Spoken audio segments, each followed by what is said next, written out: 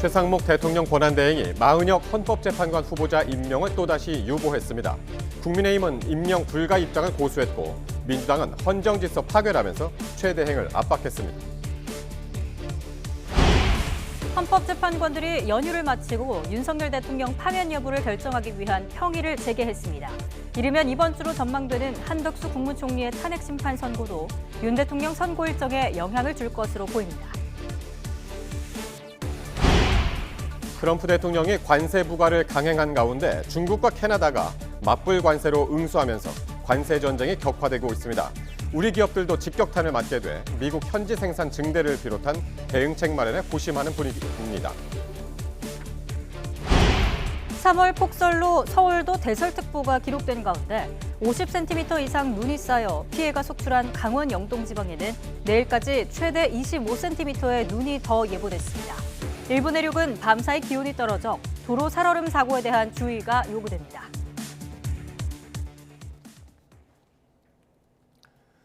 여러분 안녕하십니까? YTN 뉴스나이트 시작합니다. 최상목 대통령 권한대행이 마은혁 헌법재판관 후보자 임명을 늦출 것으로 보입니다. 국무위원들의 의견을 수렴한 결과 상당수가 신중할 것을 요구했는데 여기에 정치적 문제를 고려해 최종 결정까지는 시간이 더 걸릴 것이란 관측이 나옵니다. 먼저 이종구 기자의 보도입니다. 마은혁 헌법재판관 후보자에 대한 임명 문제가 초미의 관심사로 떠오른 가운데 열린 국무회의. 최상목 대통령 권한대행은 경제와 국제정세 현안 등에 대해 주로 언급했지만 마은혁 후보자에 대해선 전혀 거론하지 않았습니다. 그 어느 때보다도 대한민국의 생존과 번영을 위한 통합의 힘이 절실합니다. 대신 국무회의 직전에 비공개 국무위원 간담회를 열어 의견 청취에 나섰습니다. 이 자리에서 상당수 국무위원은 마은혁 후보자 임명 문제는 심사숙고해야 한다는 의견을 낸 것으로 전해졌습니다. 이와 관련해 변수가 떠올랐는데 한덕수 국무총리의 탄핵 심판 선고가 임박한 만큼 이 결과를 보고 결정하자는 의견도 국무위원 사이에서 나온 것으로 알려졌습니다. 이와 함께 마은혁 후보자가 진보 성향으로 분류되면서 대통령 탄핵 심판에 편향적일 수 있다는 여당의 반발도 외면하기 힘들어 보입니다. 앞서 최상목 권한대행은 지난해 말 국회에서 넘어온 헌법재판관 후보자 3명 가운데 2명만 임명하고 마은혁 후보자는 임명하지 않았습니다. 여야 합의가 안 됐다는 게 이유였습니다. 하루라도 빨리 정치적 불확실성과 사회 갈등을 종식시켜 경제와 민생 위기 가능성 차단이 필요하다는. 하지만 최근 헌법재판소는 여야 합의를 이유로 마은혁 후보자 임명을 보류한 건 위헌이라고 결정했습니다. 이 때문에 임명을 계속 미루는 건 최 대행에겐 부담으로 작용할 수밖에 없지만 정치적 역학관계 등을 고려해 임명을 급하게 서두르진 않을 것이란 관측이 현재로선 우세한 상황입니다. YTN 이종구입니다. 마은혁 재판관 후보자 임명 여부를 놓고 정치권 파열음은 계속되고 있습니다. 여당은 절대 임명 불가 입장을 재확인한 반면 야당은 헌재 결정대로 임명해야 한다면서 최 대행을 거듭 압박했습니다. 여야는 일단 민주당 주장을 들어 정부 측을 뺀 국정협의회를 이번 주 열기로 했습니다. 보도에 임성재 기자입니다. 국민의힘은 마은혁 헌법재판관 후보자 임명은 결코 용납할 수 없는 일이라고 다시금 못을 박았습니다. 마 후보자 미임명에 반발해 지난주 여야정 국정협의회에 불참한 민주당의 행위를 협박으로 규정하고 최 대행이 이에 굴복해선 안 된다고 목소리를 높였습니다. 결국 헌법재판관 임명 여부는 민주당의 협박으로 진행될 사안이 아니라 대통령 권한대행이 숙고 끝에 신중히 결정할 사안인 것입니다. 과거 판례를 토대로 마 후보자의 진보 성향을 상기시키는 동시에 헌법재판소 역시 임명 자체를 강제한 건 아니란 점도 부각했습니다. 일부 여당 의원들은 마 후보자 임명에 반대해 단식에 돌입한 박수영 의원을 찾아 힘을 싣기도 했습니다. 민주당은 그러나 마 후보자를 임명하지 않은 건 위헌이란 헌재의 결정에도 최 대행이 고집을 피우고 있다고 맞섰습니다. 대통령 권한대행으로서 국정수습에 책임을 다하긴커녕 헌정질서 파괴에나 일조하고 있다는 겁니다. 구급 공무원도 이렇게 막 나가면 중징계를 피할 수 없습니다. 최상목 대행의 임무와 역할은 국정 정상화이지 내란 대행이 아닙니다. 최 대행 앞에 놓인 명태균 특검법 공포 문제도 언급하며 시간이 지날수록 감당해야 할 책임만 커진다고도 경고했습니다. 다만 당내에선 민생 경제가 모래 위에 쌓은 집처럼 위태로운 만큼 국정협의회 대화는 이어가야 한다는 목소리도 나왔습니다. 결국 여야는 여야정에서 정부 측, 즉 최 대행을 뺀 채 오는 6일 국정협의회를 열기로 했습니다. 여야가 마은혁 후보자 임명 문제를 두고 신경전을 이어가는 건 윤 대통령 탄핵 심판 과정에서 혹시 모를 변수로 작용할 수 있기 때문으로 보입니다. 이번 달 윤 대통령 탄핵 결론과 이재명 대표 선거법 위반 2심 결과 등과 맞물린 여야의 주도권 다툼은 한층 더 거세질 전망입니다. YTN 임성재입니다. 이달 중순쯤 윤석열 대통령 파면 여부가 결정될 거란 전망이 나오는 가운데 이 헌법재판소 재판관들은 연일 평의를 이어가고 있습니다. 재판관들의 평의는 어떤 방식으로 진행되고 있는지 이경국 기자가 전해드립니다. 윤석열 대통령 탄핵 심판 사건은 지난달 25일을 끝으로 모든 변론을 마쳤습니다. 이후 재판관들은 휴일을 제외하고 거의 매일 평의를 열어 논의를 이어가고 있습니다. 평의는 통상 주심 재판관이 평의 요청서를 재판관들에게 전달하며 시작됩니다. 윤 대통령 사건의 경우 정형식 재판관이 이 역할을 맡을 것으로 보입니다. 평의 요청서에는 현재 윤 대통령 탄핵 심판 TF 연구관들이 쓴 보고서 등이 포함되는데 보고서엔 사건 쟁점들에 대한 법리 검토 내용이 담깁니다.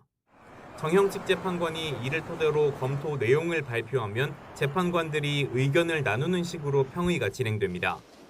평의에선 대통령 탄핵 심판 사건뿐 아니라 진행 중인 다른 사건들에 대한 논의도 함께 이루어지고 있습니다. 구체적인 논의 방식이나 발언 순서 등은 규정돼 있지 않은 만큼 문형배 헌법재판소장 권한대행 등 재판관 8명의 결정에 따르게 됩니다. 철통보안 속 진행되는 평의의 내용은 물론 진행되는 시간까지 철저히 비공개에 붙여집니다. 윤 대통령 파면 여부가 적힐 결정문은 평의 뒤 표결을 거쳐 작성될 예정입니다. 보안 유지를 위해 재판관들이 연구관에게 인용과 기각 등 다른 버전의 결정문 초안 작성을 지시한 뒤 표결 결과를 토대로 최종 선택할 수 있다는 전망도 나옵니다. 노무현 박근혜 전 대통령 전례에 비춰보면 재판관들의 평의는 선고 직전까지 숨가쁘게 이어질 것으로 관측됩니다. YTN 이경국입니다. 지난달 변론이 종결된 한덕수 국무총리 탄핵 심판 선고는 이르면 이번 주 나올 것이라는 전망입니다. 한 총리 탄핵 심판 선고는 윤석열 대통령의 탄핵 심판 선고 일정에도 영향을 줄 것으로 보입니다. 차정윤 기자입니다. 한덕수 국무총리 탄핵 심판의 변론기일 첫날인 지난달 19일, 재판부는 90분 만에 변론을 종결했습니다. 헌재가 이르면 이번 주 안에 한 총리에 대한 탄핵 심판 선고를 내릴 수 있다는 관측이 나옵니다. 쟁점이 복잡하지 않고 절차가 마무리된 상태라 신속하게 결론을 낼 가능성이 있다는 겁니다. 통상 변론이 종결되면 결정문 작성까지 2주가량 시간이 걸리는데 앞서 마은혁 헌법재판관 후보자 임명과 관련한 권한제기 심판의 경우에는 변론 종결 17일 만에 선고했습니다. 한 총리 탄핵 심판 결과가 이번 주 중 나오게 되면 윤석열 대통령 탄핵 심판 선고 일정에도 영향을 미칠 거란 관측입니다. 만약 한 총리 탄핵이 기각될 경우 즉시 직무에 복귀해 윤 대통령 탄핵 심판 최대 변수인 마은혁 후보자 임명 여부를 결정해야 하기 때문입니다. 마은혁 후보자가 대통령 탄핵 심판에 합류하게 된다면 변론 재개와 갱신 절차가 진행되고 예상보다 늦은 3월 말 4월 초로 선고가 미뤄질 수도 있습니다.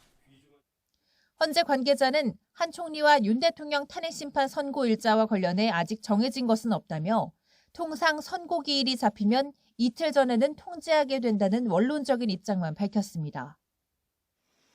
헌재는 박성재 법무부 장관 탄핵 사건 변론 기일 전날인 오는 17일까지 변론 일정을 모두 비워놓고 재판관 평의를 이어가고 있습니다. 두 전직 대통령에 대한 탄핵 심판 선고가 모두 금요일에 이뤄졌던 점을 고려한다면 재판부가 오는 14일 금요일을 윤 대통령 탄핵 심판 선고 기일로 정하지 않겠느냐는 전망도 나옵니다. YTN 차정은입니다. 윤 대통령 영장 기각 사실을 숨겼다는 의혹 등으로 검찰 수사를 받는 공수처가 지난주 압수수색을 통해서 의혹이 해소됐을 거라 밝혔습니다. 검찰은 압수물 분석을 마치는 대로 공수처 관계자 소환을 검토할 전망입니다. 송재인 기자의 보도입니다. 고위공직자 범죄수사처가 검찰에서 압수수색을 받은 지 나흘 만에 처음 공식적인 입장을 밝혔습니다. 검찰이 확보해간 자료를 보면 변호인단이 고발한 윤 대통령 영장 관련 의혹은 다 해소됐을 거라 본다며 자신감을 드러냈습니다. 앞서 오동훈 공수처장도 국회에 나와 국민의힘 주진우 의원에게 서울중앙지법에 윤 대통령 영장을 청구한 적이 없다고 답했던 건 통신영장 기각 사실을 숨기려던 게 아니라 실무자의 단순 착오였을 뿐이라고 말했습니다. 파견받은 직원이 좀 이 법률 전문가가 아니기 때문에 지금 체포영장에 대해서 주로 묻는 것으로 이해한 나머지. 공수처 관계자는 또 검찰의 윤 대통령 사건 공소 제기를 요구할 때 관련 기록을 모두 넘겼다며 또 다른 압수수색 사유였던 영장 기각 기록 누락도 부인했습니다. 검찰이 압수수색이 아니라 공문 형태로도 필요한 자료를 요청할 수 있었다는 의견이 공수처 내부에 있던 게 사실이라며 내심 불편함도 드러냈습니다. 검찰은 우선 압수물 분석을 마치는 대로 윤 대통령 변호인단과 시민단체로부터 고발된 공수처 관계자들을 불러 사실관계를 확인할 것으로 보이는데 그 가운데 핵심은 역시 오 처장입니다. 지난주 검찰이 공수처 관련 사건들을 묶어 압수수색에 나선 건 영장 쇼핑 의혹을 띄우는 윤 대통령 변호인단의 공수처 고발이 접수된 지 꼭 일주일 만이었습니다. 오 처장 등 특정 개인을 겨냥한 수사 절차는 아니라는 검찰의 해명에도 불구하고 다소 이례적인 수사 속도라는 평가가 나왔는데 검찰이 오 처장 소환 역시 속도감 있게 추진할 경우 결국 이번 수사가 과거 윤 대통령 내란 혐의 사건 수사 주도권을 두고 두 기관이 벌여오던 갈등의 연장선 아니냐는 시선이 더 짙어질 가능성이 있습니다. YTN 송재인입니다. 윤 대통령에 대한 헌법재판소의 탄핵심판 선고를 앞두고 경찰은 최악의 상황까지 고려해 대비하고 있습니다. 경찰은 인원을 총동원해 물리적 충돌을 막겠다는 계획입니다. 김희영 기자가 보도합니다. 2017년 3월 10일 박근혜 전 대통령 탄핵이 선고되자 헌법재판소 일대는 혼돈에 빠졌습니다. 분노한 탄핵 반대 시위대가 난동을 부리면서 취재진과 경찰이 폭행당하고 부상자도 속출했습니다.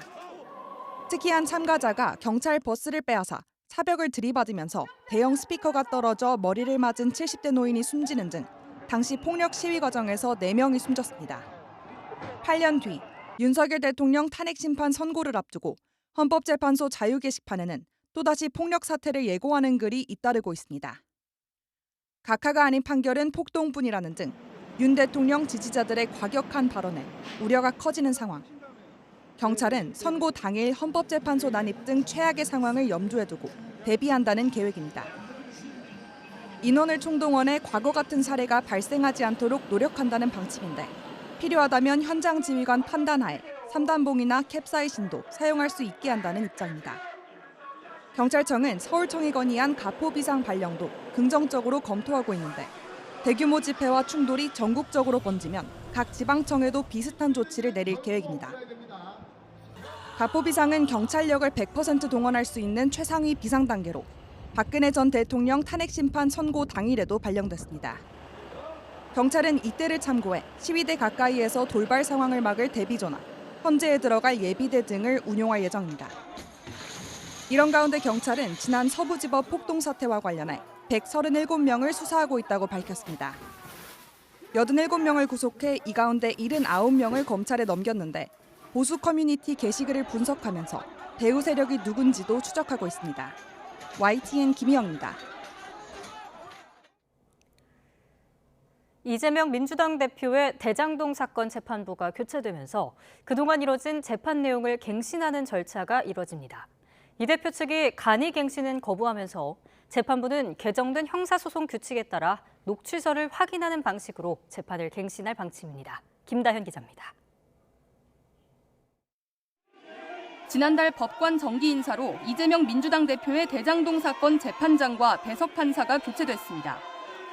이에 따라 지금까지 이루어진 모든 변론은 갱신 절차를 밟게 됐습니다. 갱신 절차 단순화되는 어떻게 생각하시나요? 원칙적으로 바뀐 재판부는 이전 공판에서 이루어진 증인 신문 등의 녹음을 전부 다시 들어야 합니다. 검찰과 피고인 측이 모두 동의한다면 간이 갱신도 진행할 수 있습니다. 그러나 이 대표 측이 재판부가 사건을 충분히 숙지한 상태로 출발해야 한다며 동의하지 않으면서 재판부는 법령에 따른 원칙적인 절차를 밟기로 했습니다. 다만 최근 개정된 형사소송 규칙에 따라 그동안 진행된 재판의 녹음을 모두 재생하지는 않고 녹취서를 확인하는 방식을 선택했습니다. 재판부는 이 과정에서 이 대표 측이 강조하고 싶은 부분이 있을 수 있다며 증거조사가 끝나면 특정 부분 녹음만 다시 들을지 결정하겠다고 설명했습니다. 형사소송규칙 개정으로 사실상 반절 정도 간이갱신이 이루어지는 셈인데 재판 지연 우려가 얼마나 해소될지 주목됩니다. 재판부는 오는 11일 각각 2시간씩 검찰의 공소사실 유지와 피고인 의견 진술을 들으며 갱신 절차를 시작할 예정입니다. YTN 김다현입니다. 사법기관을 향한 여야의 압박 수위가 날로 거세지고 있습니다. 국민의힘은 이재명 대표의 공직선거법 위반 사건 최종 판결이 오는 6월까지 내려져야 한다고 주장하고 있고, 민주당은 대통령 탄핵 심판 결과가 열흘 안에는 나와야 한다고 맞서고 있습니다. 김다연 기자입니다. 국민의힘은 민주당 이재명 대표를 8개 사건과 12개 혐의로 5개 재판을 받는 범죄 종합 세트로 규정합니다. 특히 집중 공세를 벌이는 건 1심에서 당선 무효형이 나왔고 오는 26일 2심이 예정된 공직선거법 위반 사건입니다. 1심 선고는 기소 6개월 이내, 2심과 3심은 각 원심 선고로부터 3개월 이내 선고토록 하는 규정을 들어 이미 늦었다며 법원이 지금이라도 만회해야 한다고 압박했습니다. 대법원에 6월 26일 이내에 최종심 판결을 촉구하는 국회 결의안을 채택할 것을 민주당에 제안합니다. 대통령이 되면 형사 재판이 중단된다든지 여당은 80여일 안에 대통령을 배반할 거라는 이 대표의 주장엔 조급함이 느껴진다고 깎아내렸습니다. 사실 지금 국면은 그 윤석열 배반의 타이머가 돌아가는 국면이 아니고 이재명은 안 된다라는 타이머가 굉장히 빨리 돌아가는 국면이거든요. 신속한 대통령 파면 결정을 촉구하고 있는 민주당은 헌법재판소를 향해 선고 기한을 오는 13일 전으로 제안했습니다. 상반기 재보궐선거 후보 등록이 시작되는 13일 이전에 헌재 결정이 나오면 관련법에 따라 조기 대선과 재보선이 동시에 치러져 세금을 아낄 수 있다는 주장입니다. 절감되는 세금만 367억 원에 달할 것이라고 합니다. 할 수만 있다면 헌재가 3월 13일 이전에 탄핵 결정을 내려주기를 바랍니다.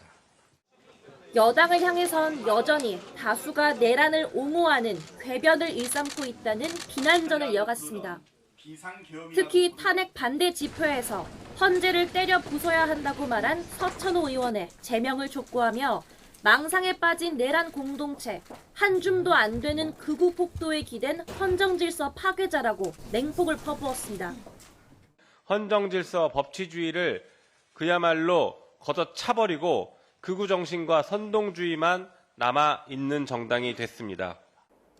여야는 서로 노골적 외압이다, 사법부 겁박이다라고 손가락질하지만 양측 모두 삼권 분립과 헌법재판소의 독립성을 흔들려 한다는 비판에서 벗어날 수 없어 보입니다. YTN 김다현입니다.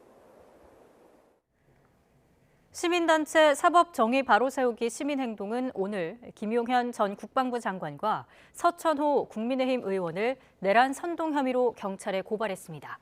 단체는 이들이 헌법 수호의 책임을 망각하고 윤석열 대통령의 탄핵 심판을 심리하는 헌법재판소 등을 향한 폭력과 테러를 조장하거나 충동하는 언동을 했다고 비판했습니다.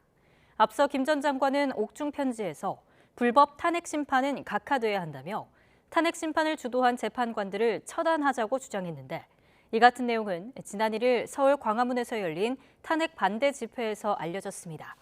서 의원 역시 같은 집회에서 공수처와 선관위, 헌법재판소가 불법을 자행하고 있다며 모두 때려 부숴야 한다고 주장해 논란이 됐습니다. 채용 비리 논란이 불거진 중앙선거관리위원회가 국회 통제 방안 논의에 적극 참여하겠다며 대국민 사과를 했습니다.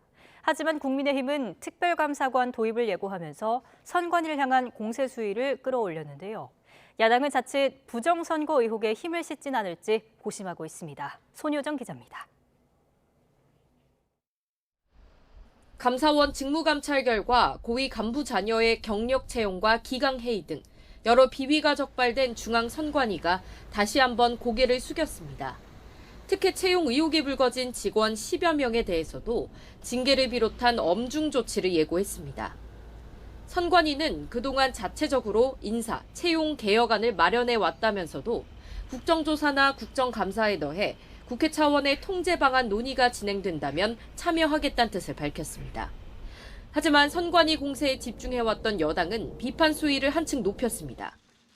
부패 선관위를 견제할 시스템이 필요하다며 특별감사관 도입과 선관위 사무총장 국회 인사청문회 추진 등 5가지 개혁 방안도 제시했습니다. 외부 감시, 견제 강화를 위한 특별감사관 도입, 이번 주 중으로 선거관리위원회 특별감사관법을 발의하겠습니다. 장동혁 의원은 사전투표제 폐지 법안을 발의했는데 지도부 차원에서 공식 논의되진 않았지만 사전투표제와 선관위를 불신하는 강성 지지층을 결집하려는 포석으로도 풀이됩니다. 하지만 민주당은 선관위 관련 언급을 자제하며 거리를 두는 분위기입니다. 채용비리 문제는 당연히 해결해야 하지만 모든 기관마다 별도 기구를 만들 수 없는 만큼 특별감사관 도입엔 신중한 태도입니다. 무자격자를 뽑는 게 아니고 기관 대 기관의 경력직 채용을 뽑는 과정에서 그런 비리가 있었던 모양인데 그건 제도적으로 얼마든지 개선할 수 있다고 생각합니다. 자칫 선관위 흔들기로 윤 대통령이 계엄 선포 명분으로 내세웠던 부정선거 의혹을 확산시킬 수 있다는 우려도 나오고 있습니다. 대통령 탄핵 심판 결과에 따라 조기 대선이 현실화할 수 있는 상황에서 선거 관리를 주관하는 선관위를 둘러싼 여야의 신경전도 한층 치열해질 것으로 보입니다. YTN 손효정입니다. 한국판 엔비디아를 만들어 국민과 지분을 나누자는 민주당 이재명 대표의 발언에 여파가 계속되고 있습니다. 여당은 옛 소련식 사회주의적 발상이라고 비판했고 이에 이 대표는 문맹 수준의 식견이라고 맞받았습니다. 홍민기 기자입니다. 박 의장님. 발단은 지난 2일 민주당 운영 유튜브 채널에 공개된 이재명 대표의 AI 관련 발언이었습니다.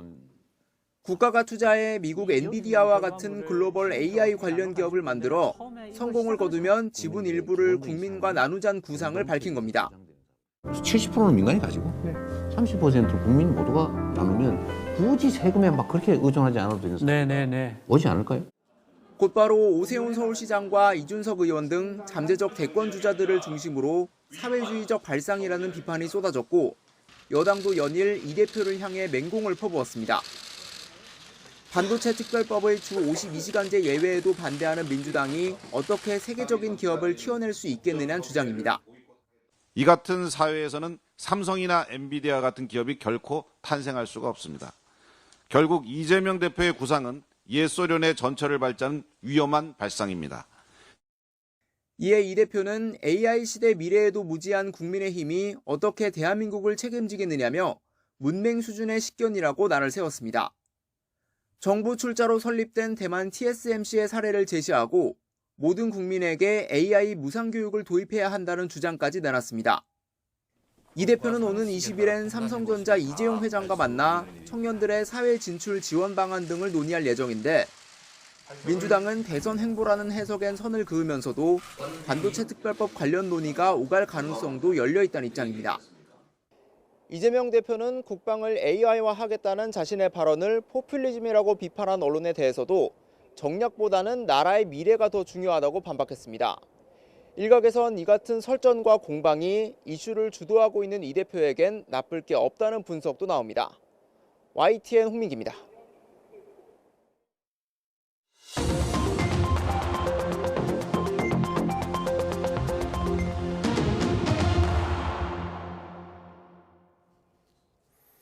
정치권 관심 뉴스 짚어보는 포커스 나이트 시간입니다. 오늘은 홍석준 전 국민의힘 의원 그리고 신현영 전 민주당 의원 나오셨습니다. 안녕하십니까? 안녕하십니까? 자, 최상목 대행이 마은혁 헌법재판관 후보자 임명을 또 유보했습니다. 오늘 간담회에 참석한 국무위원들이 숙고해야 한다라고 의견을 모았다고 하는데요. 예, 요 소식은 어떻게 들으셨나요? 예, 뭐 저는 당연하다 봅니다. 왜냐하면 일단 그 헌재에서 대단히 좀 아쉬운 결정을 했습니다. 왜냐하면은 그 소위 말해서 권한쟁의 심판이라는 것은 당사자 적격, 즉 소송을 제기할 수 있는 당사자가 개인 자격이 아닌 기관이어야 되는데 지난번에 우원식 국회의장이 본회의 의결도 거치지 않고 했단 말이죠. 그렇기 때문에 헌법재판소에서 선고 2시간 전에 변론기일을 바꾸는 등의 아주 예외적인 어떤 그런 일을 했는데 뭐 그럼에도 불구하고 헌재에서 이 국회 추천권에 어떤 권한 침해했다는 어떤 그런 어떤 결정을 내린 것에 대해서는 뭐 당연히 따라야 되겠죠. 그렇지만 재량 임명에 대한 어떤 재량이기 때문에 시기라든지 이런 것은 임명권자인 최상목 권한대행이 이제 정해야 될 문제인데 시기를 정하는 데서 일단은 먼저 생각해 봐야 될 게 지금 한덕수 권한대행 총리의 어떤 탄핵 여부, 기각 여부가 이번 주에 이제 된다고 합니다. 그러면 만약에 기각이 지금 이제 저는 뭐 100% 될 거라고 보는데 기각이 되면 곧 돌아오는 한덕수 권한대행의 몫을 지금 최상목 권한대행이 하면 이것은 어떻게 보면 직권 남용이고 어떻게 보면 좀 재량권의 어떤 남용이 될 수가 있다. 그렇기 때문에 이것을 먼저 하나를 결정을 해야 될 것 같고 두 번째는 이게 민주당에서도 그 사정은 굉장히 좀 골치 아픈 게 만약에 마은혁 그 재판관이 임명이 된다면 그러면 물론 이제 그 헌법재판소 평의에서 결정을 하겠지만 과연 이번 윤석열 대통령의 탄핵 심판에 그러면은 개입을 할 거냐, 참여를 할 거냐 이 문제인데 이게 이제 그 변론갱신을 통해서 최소한 2, 3주의 시간이 걸리게 되고 그러다 보면은 4월 18일 날 또 당장 이미선 문영배 그 재판관이 또 임기가 된단 말이죠. 그렇기 때문에 마흔 재판관 임명이 되더라도 윤석열 대통령의 탄핵 심판 시기하고 맞물려 있는 문제이기 때문에 굉장히 좀 속 내면으로 좀 골치 아픈 그런 어떤 이슈라고 볼 수가 있겠습니다. 예. 그러니까 지금 여러 가지 말씀을 해주셨는데 일단 오늘 국무회의 직전에 간담회를 했다고 이제 그러지 않습니까? 간담회에서 국무위원들이 당장 임명해야 할 급박한 이유는 있지 않다. 그러니까 하긴 해야 되는데 헌재가 뭐 판결을 내렸으니까요. 당장 하지 않아도 된다는 의견들이 많았나 봐요. 그러니까 최상목 권한대행의 직무유기성, 지금의 행보들에 대해서 상당한 비판이 있을 것 같으니까 국무회의라는 형식을 빌려서 다시 한번 또 국무위원들의 의견들을 청취한 걸로 보입니다. 거기서는 아마 이런 임명을 빠르게 했을 때 여러 가지 일정들의 꼬이는 부분들에 있어서 복잡성이 있고 사실 최상목 대행께서 처음에 헌재에서 이렇게 임명해라 판결 났을 때 내가 정무적 판단하겠다. 그리고 조금 더 판결문을 꼼꼼하게 읽어보겠다. 그때부터가 내가 적극적인 행사를 안 하겠다라는 어떻게 보면 수동적인 그런 메시지를 전달했기 때문에 빠르게는 안 할 것 같다라는 예상은 됐지만 다시 한번 국무회의 하면서 또 이 명분을 얻었단 말이죠. 과연 이것이 헌재에서 결정 내린 부분에 있어서 권한대행이 이렇게 행동하지 않는 것이 정당한가에 대한 민주당의 비판이 있는 거고요. 이뿐만 아니라 내란죄에 대한 상설 특검 추천도 권한대행이 해야 됨에도 불구하고 지금 3개월 정도 계속해서 본인의 역할을 유보하고 있습니다. 그래서 뭔가 정치적으로, 정쟁적으로 민감한 부분에 대해서 나는 아무것도 하지 않겠다라는 강한 의지인 것 같아서 그런 면에서 권한대행으로서의 역할을 제대로 하고 있느냐라는 비판을 받을 수 있을 것 같다는 생각이 듭니다. 예. 자, 이렇게 최상목 대행이 마은혁 헌법재판관 임명 여부를 고심하는 가운데 여야가 최 대행을 향해서 압박 수위를 계속 높이고 있습니다. 직접 듣고 오시겠습니다. 결국 헌법재판관 임명 여부는 민주당의 협박으로 진행될 사안이 아니라 대통령 권한대행이 숙고 끝에 신중히 결정할 사안인 것입니다. 구급 공무원도 이렇게 막 나가면 중징계를 피할 수 없습니다. 최상목 대행의 임무와 역할은 국정 정상화이지 내란 대행이 아닙니다. 네. 이렇게 여당에서는 국가적 변수를 앞두고 새 재판관을 임명해서는 안 된다라고 했고, 야당에서는 구급 공무원까지 이제 언급을 하면서 내란 대행이다라면서 이제 맹비난을 했거든요. 네. 네. 민주당이 보통 때 같으면은 당장 최상목 권한대행은 아마 탄핵을 했을 겁니다. 그럼에도 불구하고 어떤 저 정도의 어떤 그 말밖에 못하는 것이 지난번 한덕수 권한대행에 대해서 탄핵을 하니까 엄청난 그 여론의 후폭풍을 맞은 어떤 그런 어떤 기억 때문에 지금 최상목 권한대행이 지금 마은혁 후보자에 대해서 지금 임명을 하지 않더라도 뭐 이 정도 지금 대응밖에 지금 못하고 있는 것 같이 보입니다. 그런데 지금 민주당의 지금 행태를 보면 예를 들어서 뭐 그 국정협의체를 이렇게 구성을 해서 지금 대통령이 탄핵으로 인해서 지금 공석인 상황에서 굉장히 국가적인 혼란과 그리고 어떤 이렇게 트럼프 행정부 들어와서 국제 질서가 급변한 이런 상황에서 적절한 대응을 못하기 때문에 어떤 국정협의체라는 조직을 만들어서 행정부와 그 국회가 좀 머리를 좀 맞대보자 이런 어떤 협의체까지 만들었지 않습니까? 그런데 마은혁 그 재판관을 임명하지 않았다는 이유로 또 최상목 또 권한대행을 또 제외를 한단 말입니다. 그러니까 지금까지 민주당이 이야기했던 어떤 민생이다, 또 대한민국의 이런 어떤 지금 상황에 대해서는 어떻게 보면 좀 말장난 내지는 어떤 뭐 정치적 쇼에 주는 진짜 지나치게 좀 보이지 않았나 할 정도로 지금 그 민주당의 이 최상목 권한대행에 좀 대하는 태도를 보면은 대단히 국민들로부터 비판받을 어떤 그런 행동을 하고 있다고 보이십니다. 국정협의 얘기는 조금 이따가 뭐 좀 더 얘기를 하도록 하고요. 그러면 최 대행이 언제쯤 임명을 하게 될까요? 아까 홍 의원님 말씀하셨습니다마는 한덕수 총리에 대한 그 탄핵 심판 선고 이게 변수가 될까요? 어떻게 보십니까? 변수가 될 수 있기 때문에 그것을 감안하고선 지금 임명을 하지 않는 것으로 보입니다. 지금 최상목 대행의 일관성 있는 모습은 민감한 거는 내가 아무래도 뭔가 정리하지 않겠다. 라는 상당히 수동적인 모습이 계속 일관성 있게 보이고 있고요. 특히 본인이 헌법재판관 임명을 할 때 저희가 2명만 임명할 때 그러면은 정계선은 왜 임명하고 마은혁은 안 되는 이유가 뭐냐? 그 둘의 차이는 뭐냐? 전혀 뭐 우선순위의 차이가 있는 것이 아니거든요. 국회에서 동시에 추천을 했기 때문에.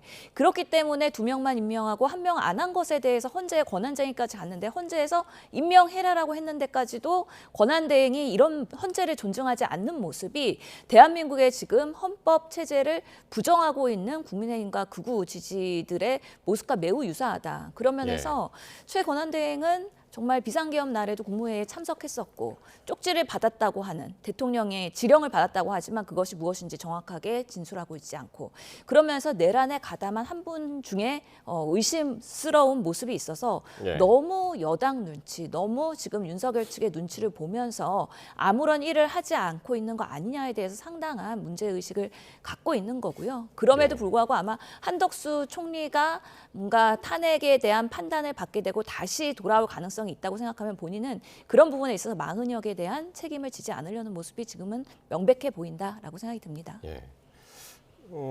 그때 그러니까 다스 전에 이제 헌재가 최상목 대행이 마은혁 후보자 임명할 의무가 있다라고 이야기할 때 그때 그러면 꼭 임명해야 된다라고는 했죠. 두 가지 그때 결정을 내렸죠. 첫 번째 결정은 국회 추천권에 대한 어떤 권한 침해다. 이런 어떤 결정 하나 하고 그다음에 또 하나가 뭐냐면은 그 마은혁 재판관 후보자에 대한 재판관 지위 확인 소송을 냈는데 그것은 지위 확인 소송은 의무 강제를 이행한 건데 그것에 대해서는 각하 결정을 내린 것이죠. 그렇기 때문에 일단은 추천권에 대해서는 이제 존중을 해서 국회 추천권은 확인해야 되지만 그러나 이제 그 시기라든지 그런 어떤 임명권자의 어떤 재량은 그대로 뭐 열어둔 제가 상태이죠. 지금 여쭙고 싶은 것은 이게 그 임명하라고 했는데 언제 해라 이런 내용은 있었던 거죠? 그러니까 즉시 임명에 대한 부분에 대해서는 사실은 헌재에서 정리해주지 않았기 때문에 네. 그리고 임명을 하지 않았을 때에 대한 그런 페널티나 이런 것들도 명확하지 않기 때문에 사실은 이 임명 카드를 계속해서 쥐고만 있다라고 판단이 되는 거고 네. 분명히 본인이 말한 것처럼 정무적 판단을 한다고 하는데 지금 헌재가 유권 해석을 했고 그다음 마은혁 재판관을 임명해야 됨에도 불구하고 본인이 정무적 판단을 한다? 그 얘기는 결국에는 여당 눈치 보겠다. 지금 박수영 의원이 단식을 시작하고 있지 않습니까? 대학 동기라고 하는데 여당에서 반대하면은 최상목 권한대행은 아무것도 못한다. 그래서 여당과 야당의 의견이 다른 경우에는 나는 아무것도 하지 않겠다라는 매우 안타까운 모습을 보이고 있는 것이죠. 예. 아까 말씀하셨던 국정협의회 이야기를 해보면 그러니까 민주당이 마은혁 후보자를 임명하지 않았다는 이유로 최상목 대행이 포함된 국정협의회 할 수 없다. 좀 그렇게 나왔었잖아요. 근데 이제 오늘 합의하기로는 최상목 대행 빼고 그럼 국정협의회 하자라고 이제 그렇게 합의가 됐습니다. 네. 그러니까 말이 안 되는 것이죠. 그 정부의 대표인 최상목 권한대행을 뺀다는 것은 네. 죄송합니다. 그러면 그건 국정협의체가 아니고 여야협의체밖에 되지 않는 것이죠. 그만큼 애초에 국정협의체를 만든 목적은 뭡니까? 지금 이런 어떤 국가적 어떤 혼란 상황에 대해서 굉장히 중요한 국가 정책을 결정하는 데 있어서 국회와 행정부가 머리를 맞대보고자 하는 것인데 행정부의 지금 이제 최종 책임자인 최상목 권한대행을 제외한다면은 네. 그러면 어떻게 논의를 한단 말입니까? 그러면은 기존에 국회에서 하고 있는 여야 협의체와 다를 바가 전혀 없는 겁니다. 그래서 지금 뭐 여러 가지 이야기가 되고 있는 연금 개혁이다, 또 뭐 반도체 특별법이다, 뭐 등등등 모든 어떤 분야에 있어서는 사실은 행정부의 참여 없이는 여야 협의체의 어떤 이야기만으로는 제가 볼 때는 한 발짝도 나갈 수가 없다. 그러니까 지금까지 민주당이 어떤 민생을 챙기겠다 뭐 이렇게 이야기하는 것들이 정말 어떻게 보면 좀 그 쇼였다. 정치적인 어떤 수사에 불과했다고 보여집니다. 예. 지금 보면은 말씀하시는 것처럼 마치 민주당이 집권당인 것처럼 기대가 크셨던 것 같습니다. 민생을 챙기겠다. 그래서 민주당이 민생을 챙겨야 된다라고 얘기하는 건데 지금의 여당은 아직도 국민의힘이고 최권한대행이 윤석열 대통령을 대신하고 있는 거 아니겠습니까? 그럼 이렇게 비상계엄으로 어려워진 경제 상황 속에서 어떻게 민생을 더 활성화시킬 것이냐. 이거는 당연히 정부가 야당을 더 찾아가고 더 설득을 하고 신뢰관계를 유지하면서 같은 방향으로 갈 수 있도록 설득을 해야 되는 노력을 해야 되는데 지금만 해도 최상목 권한대행이 워낙에 여당 눈치만 보고 야당에 대해서는 소통을 하고 있지 않는 모습들이라 실제로 국정협의체를 통해서 추경을 어떻게 할지 이런 부분에 있어서 야당이 최상목 권한대행을 인정하기 매우 어려운 상황인 것이죠. 특히나 예. 권한대행께서는 여야 합의해 오면 하겠다라는 전제를 깔고 항상 여야 합의를 강조하지 않습니까? 예. 그나마 다행인 것은 오늘 국정협의회에서 여야가 만나기라고 하겠다고 했던 거는 추경이라도 협의가 되면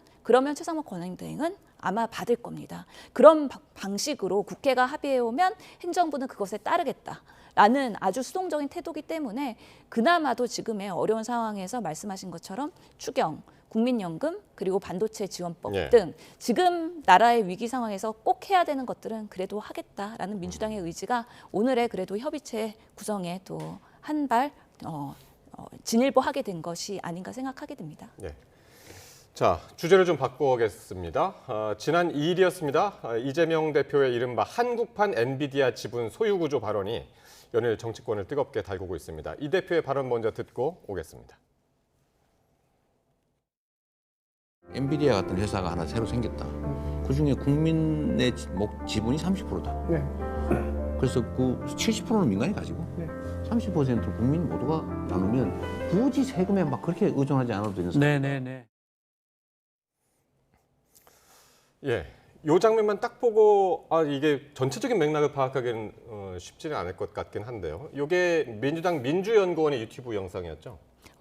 지금 민주당에서 유튜브를 신설한 것인데요. 네. 모두의 질문 Q라고 해서 민주당 자체에서 운영하는 것이고요. 예. 또 민주연구원에서 운영하는 유튜브 채널도 또 있습니다. 그래서 지금 민주당이 지금 시기에 이런 채널들을 계속 신설하면서 예. 이재명의 뭔가 정책 그리고 민주당에 가야 할 길에 대해서 정책적인 논의를 예.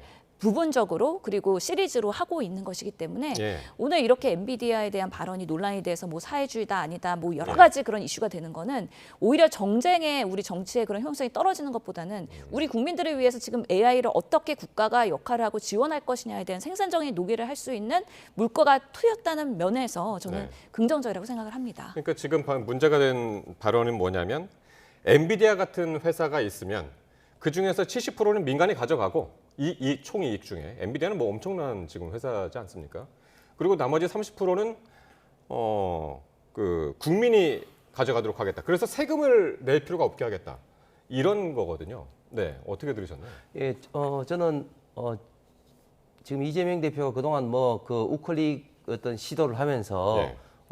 민주당은 뭐 중도 보수를 지향하는 정당이다 뭐 이런 식으로 이야기했는데 그런 것들이 정말 그 말장난이고 정말 이재명 대표의 DNA 깊은 속에는 결국은 이제 뿌리 깊은 사회주의, 공산주의 어떤 그런 어떤 사고 생각이 있다 그렇게밖에 생각할 수가 없을 것 같습니다. 예. 저 방식이 곧 공산주의, 사회주의 방식입니다. 그러니까 민간의 기업의 지분을 국민이 30% 갖도록 하겠다. 예. 그러면 어떤 식으로 갖는단 말입니까? 지금 자본주의 시장 경제에서는 잘 아시는 것처럼 결국은 기업이 성장하기 위해서는 투자를 받아야 되고 하기 때문에 어떤 그 기관이라든지 아니면 어떤 주식 공모를 통해서 지분을 매각해서 자연스럽게 시장에서 기관이나 그 국민들이 주주가 되고 지분을 취득하게 됩니다. 그런데 그렇지 않고 국가가 개입을 해서 국민들에게 강제로 나눠주겠다. 이거야말로 지금의 어떤 러시아 같은 경우는 예를 들면 뭐 가스프롬이라든지 이런 어떤 국영기업 같은 경우는 국가가 운영을 하면서 일정 부분 또 뭐 민간의 어떤 지분을 매각하는 방식인데 사실상 저는 그런 것과 다름이 없다. 그렇게 이제 생각이 들 수밖에 없고 더 큰 문제는 뭐냐면 이 이야기가 나온 배경은 세금이 필요 없다. 즉 지분을 그렇게 갖고 있으면 전체적으로 이 영상 보셨죠? 예, 뭐 풀은 안 봤습니다. 해당되는 부분은 봤습니다. 예. 좀 전에 이제 그 텍스트가 있지 않습니까? 세금을 그렇게 하면 낼 필요도 없다는 그런 이제 어떤 이야기를 한 거죠. 그거야말로 정말 저는 전형적인 어떤 포퓰리즘을 위한 어떤 선전선동이다. 그렇게 보여집니다. 대부분의 지금 그 여당에서 비판이 나오는 대부분의 사람들은 이 유튜브 안 봤습니다. 그리고 기사만 보고서는 지금 30% 그냥 수익에 대해서 국가가 가져간다 그러니까 공산주의 아니야? 사회주의 아니야? 이런 방식으로 지금 느끼고 있는 거거든요. 이 맥락에서의 설명을 이 유튜브를 통해서 보면 실제로 전도 유명한 그런 창업 기업들 특히나 AI에 관련된 앞으로 세계 경제를 주도해 나가야 될 이런 업체들에 대해서 국부 펀드로 지원하자는 겁니다. 예를 들어서 대만에 있는 TSMC도 처음에는 국가 펀드로 지원을 했고 그다음에 민영화됐었거든요. 그렇기 때문에 자금이 없어서 지분이 없어서 사실은 더 확대되지 못하는 이런 여러 산업에 대해서 국가가 지원을 해주고 일정 부분 지원한 부분에 대해서 수익을 국가가 가져가면 그런 부분에 있어서 지금 우리가 예산을 항상 매번 심의할 때마다 세수 결손에 대한 부분, 세수 확대가 안 돼서 어려운 그런 대한민국의 적자 경영에 대해서 이런 부분으로 보충을 하자라는 정치적 상상력을 발휘한 거거든요. 특히나 우리가 AI 하면은 챗 GTP를 가장 먼저 생각을 하는데 이런 생성형 AI가 유료 서비스가 있기 때문에 사람들의 접근성도 떨어지는데 지금 대한민국이 IT 강국이라고 하는데 AI를 통해서 많은 산업들이 이제 산업의 시스템이 전환되고 노동이 전환되고 있는 시기에 AI를 어떻게 활용할까냐는 우리 전체 국민들의 숙제이고 그런 것들을 뛰어난 기업으로서 성장하려고 하는 거에 대해서 국가가 지원해주자. 그리고 수익을 일부 가져가자는 거에 대해서 왜 사회주의라고 하는 건지 제대로 된 이해를 가지고서 비판하는 건지 비판을 위한 비판을 하는 건지 그렇다면은 비판만 하고 있는 국민의힘의 인사들은 대한민국의 AI와 그리고 경제 부흥을 위해서 어떤 해안을 갖고 있는 건지 명확하게 본인의 대안을 말씀하라라고 말씀드리고 싶습니다. 지금 이 이재명 대표의 이 한국판 엔비디아 발언과 관련해서 여권 내의 거의 모든 대권 주자들이 한마디씩 다 했습니다. 한번 보실까요? 오세훈 서울시장은 기업 성장의 동력이 돼야 할 투자 의지를 꺾는 자해적인 아이디어다라고 했고요. 유승민 전 의원은 상상 속의 회사에서 뜯어먹을 궁리만 하고 있다라고 했고 이준석 의원은 윤 대통령의 대왕고래 프로젝트와 뭐가 다르냐라고 했고요. 홍준표 시장은 또 망언을 했다. 사악한 거짓말이다. 이렇게 이야기를 했습니다. 홍 의원님.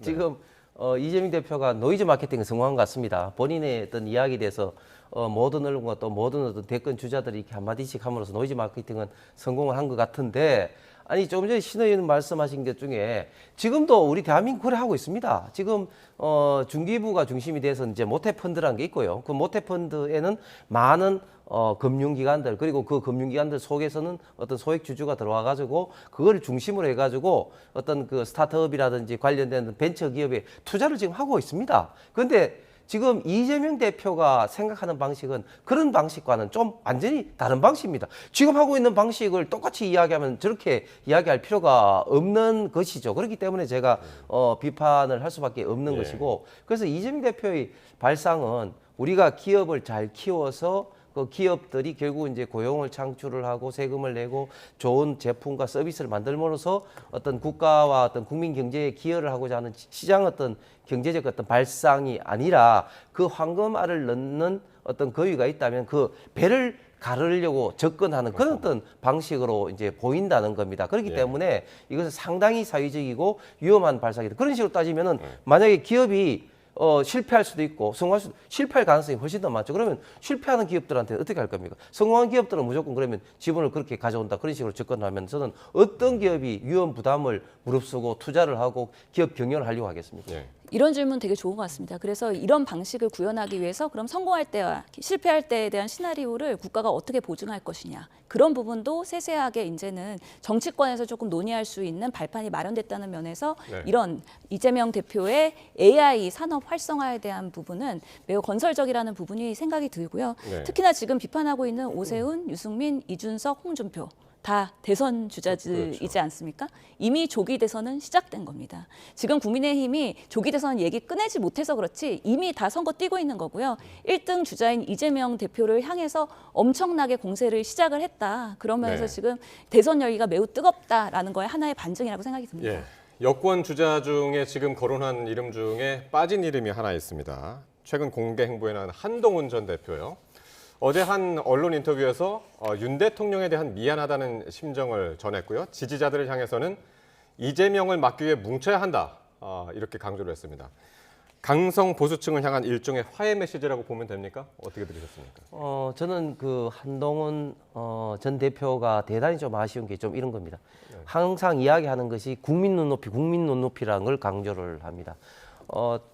한동훈 대표가 비대위원장 되고 특히 또 당 대표로 다시 복귀를 하면서 항상 윤석열 대통령과 차별을 하면서 좀 각을 세워왔습니다. 그때는 윤석열 대통령의 지지율이 좀 낮기 때문에 저는 그랬다고 봅니다. 그런데 지금 윤석열 대통령이 탄핵 전국에 오히려 굉장히 지지율이 높고 특히 탄핵 반대 지지율도 굉장히 지금 높습니다. 사실 우파 보수 진영으로만 국한을 해서 보면은 거의 전부가 탄핵 반대를 한다고 해도 과언이 아니라고 생각합니다. 그렇기 때문에 지금 또 한동훈 대표가 윤석열 대통령에 대한 입장을 이런 식으로 바꿨다. 그런데 이런 식으로 본인 입장 바꿨다고 해서 지금 이제 많은 우파 보수 진영의 지지자들, 국민들이 한동훈 대표의 이런 어떤 바뀐 입장을 이해할 것이냐? 절대 이해하지를 못합니다. 그렇기 때문에 한동훈 대표의 어떤 정치적 입지가 약해질 수밖에 없다. 그렇게 보여집니다. 어떻게 보셨습니까? 뭐 본인이 정치 계속하겠다고 2달 전에 사라졌기 때문에 정치를 계속하려면 이번에 다시 이렇게 컴백하는 게 맞다고는 생각이 듭니다. 근데 국민의힘 지지층이나 아니면 국민들께서 한동훈 대표를 지지하기는 매우 어려운 시국이다. 왜냐하면 그 시대 정신이라는 게 윤석열이라는 대통령의 우리는 실패를 정확하게 경험을 했기 때문에 검찰 출신의 정치 경험 없는 이런 후보를 그래도 국민의힘의 대표로서 뽑을 수 있겠느냐. 대선 가도에서 이 인물을 내세워서 대한민국의 정권을 유지할 수 있을 것이냐라고 했을 때 많은 사람들이 한동훈이 과연 승산이 있냐에 대해서 부정적으로 판단할 가능성이 매우 높다. 특히나 당 대표 시절이 별의 순간이었다고 생각을 하는데 63% 받고 전당대회에서 출마를 해서 여러 가지 실력을 구현할 수 있는 그 짧은 시간들이 있었는데 최상병 특검법을 발의한다고 했지만 하지 않은 부분, 그리고 당 당내에서도 일부의 친한계 의원 외에는 지지자의 외연을 확대하기 어려웠던 부분, 이런 부분에 있어서 아마 한동훈의 정치적 한계가 이미 드러나 버렸다. 그래서 지금 다시 컴백해서 나왔을 때는 물론 기존의 비상계엄에서의 그런 비상계엄 해제를 했던 나름 당대표의 그런 빠른 판단에 대해서는 정치적으로는 본인의 자산이 될 수 있지만 그 이상을 가지고 지금 국민의힘을 전체를 아울리기에는 매우 역부족일 것 같고요. 다만 좀 더 정치적 경험을 세우기 위해서 추후에 그런 국회의원 선거 등 원내에서의 경험을 쌓고 나면 더 나은 정치인으로서 뭐 거듭날 수 있는 그런 계기는 되지 않을까라는 생각해 봅니다. 저는 재미있는 거는 민주당 패널들이 한동훈 대표에 대한 어떤 평가가 굉장히 업앤다운이 좀 심한 것 같아요. 그래요? 법무부 장관 때는 극혐했습니다. 극혐. 왜? 그 민주당 의원들하고 본회의에서 티카타카를 하면서 계속해서 좀 깨졌지 않습니까? 그러면서 굉장히 극혐을 했습니다. 그런데 비대위원장 되고 당대표 될 때는 윤석열 대통령과 있던 틈을 벌리고 그런 어떤기 때문에 계속 한동훈 대표 잘한다 하고 박수를 쳤어요. 우리 신영호 의원도 한동훈 대표 잘한다 박수를 많이 치셨어요. 그런데 지금 또 와서는 좀 굉장히 또 냉정하게 평가를 하고 왜냐하면 이게 이번에도 어제도 그 인터뷰에서도 그랬습니다. 이재명 대표는 절대 이번 선거에서 이기면 안 된다. 대통령이 되면 안 된다. 굉장히 이재명 대표를 거론을 많이 했거든요. 그렇죠. 뭉쳐서 그래서 이재명 대표가 대통령 되는 걸 막아야 한다라고.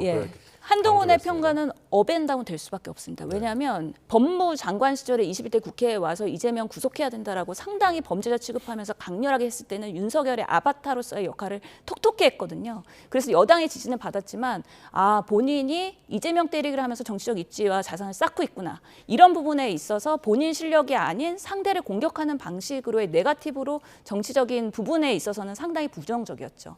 그럼에도 불구하고 본인이 여당의 대표로서 나오고 마치 보수를 개혁할 수 있는 여의도 사투리를 쓰지 않는 새로운 정치를 해보겠다라고 했을 때는 나름 뭐 반대당이긴 하지만 보수도 좋은 정치인들이 나와갖고 거기를 개혁한다고 하면은 우리도 같이 뭔가 마중물 역할을 할 수 있겠다라는 기대감이 있었거든요. 그래서 전당대회 때는 상당히 그런 구태한 국민의힘의 보수의 모습을 뭔가 개혁할 수 있는 인물로서의 응원을 하고 싶은 마음이었어요.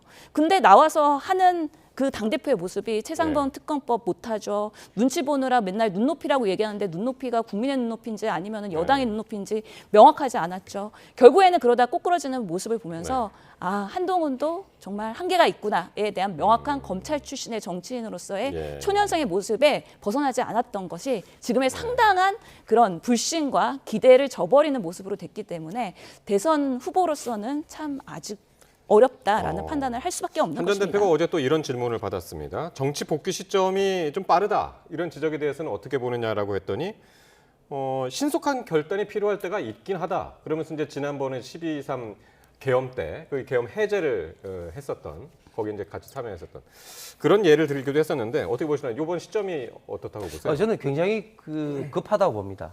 너무 빠릅니다. 한동훈 대표 성격이 그런지 몰라도 정치적 판단을 할 때는 물론 과감한 결정을 해야 될 때도 있지만 그러나 또 시간을 또 가질 때가 있는데 한동훈 대표 스타일 보면 굉장히 좀 조급한 것 같아요.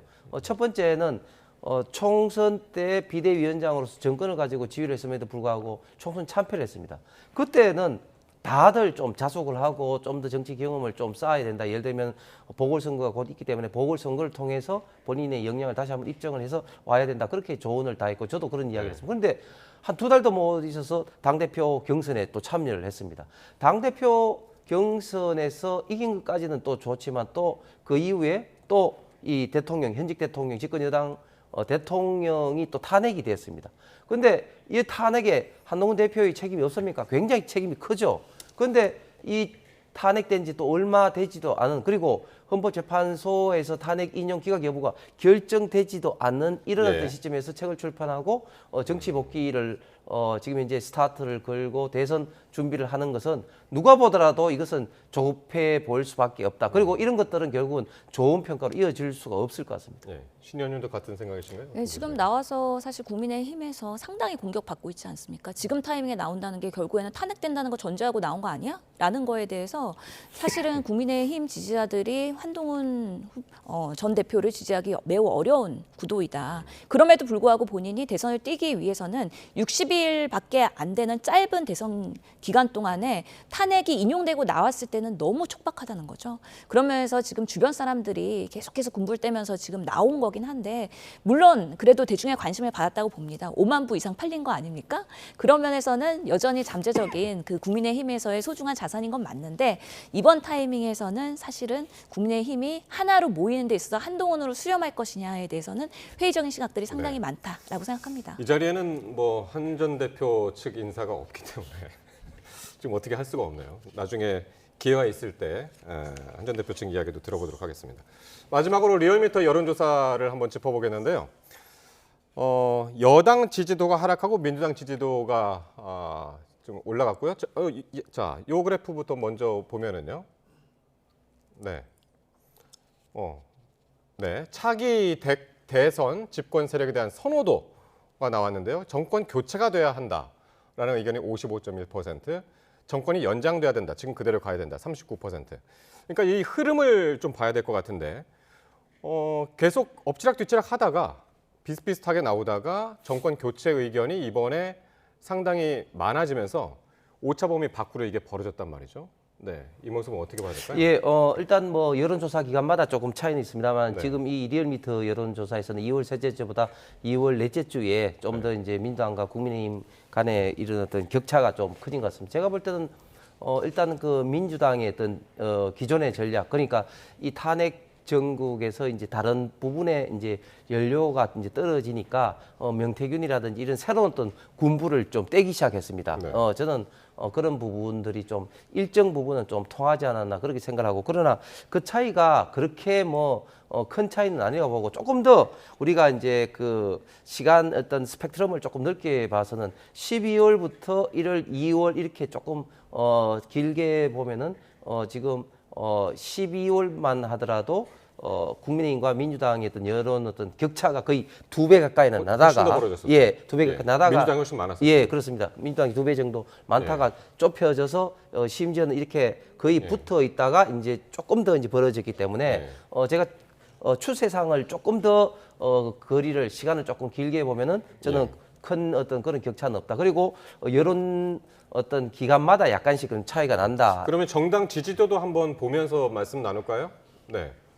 정당 지지도로 보면은 국민의힘이 지난 한 주 전보다 확실히 내려갔습니다. 37.6%, 민주당이 44.2%로 올라가면서 격차가 5주 만에 오차범위 밖으로 이제 벌어졌고요. 근데 앞서서 보신 그 뭐 정권 교체와 연장 이거나 정당 지지도나 보면은 모두 중도층만 또 따로 떼놓고 보면은 이 격차가 더 벌어진단 말이에요.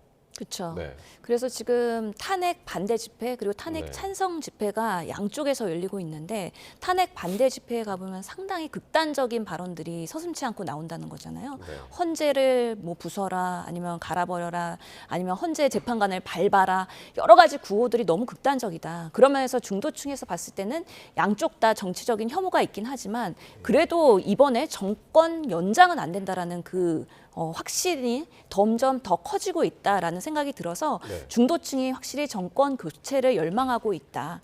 그러면 민주당이 대안이 될 수 있는가에 대해서 민주당이 신뢰를 줘야 되는 지금 숙제가 있는 것이고요. 네. 그런 면에서의 그런 정책적 민생 행보가 더 절실할 수밖에 없다라고 민주당은 판단하고 있는 겁니다.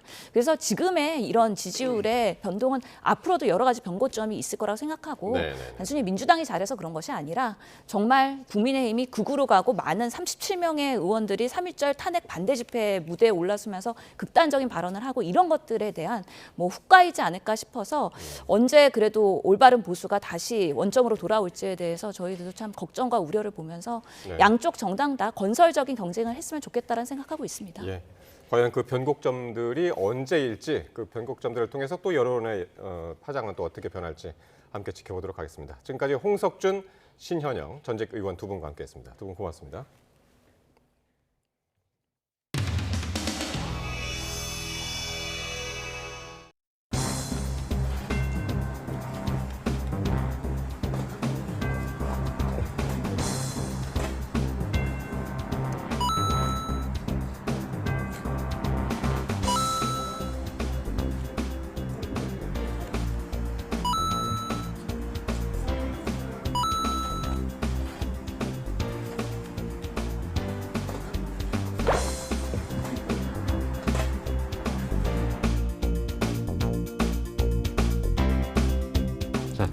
이 정도로 마칩시다.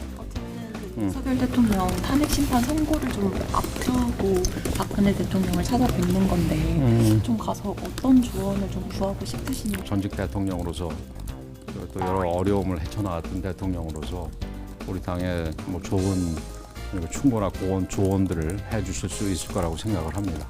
그래서 잘 다녀오겠습니다. 진작에 일정을 협의해가지고 내일이 좋다고 그러셔가지고 내일 찾아뵙는 거예요.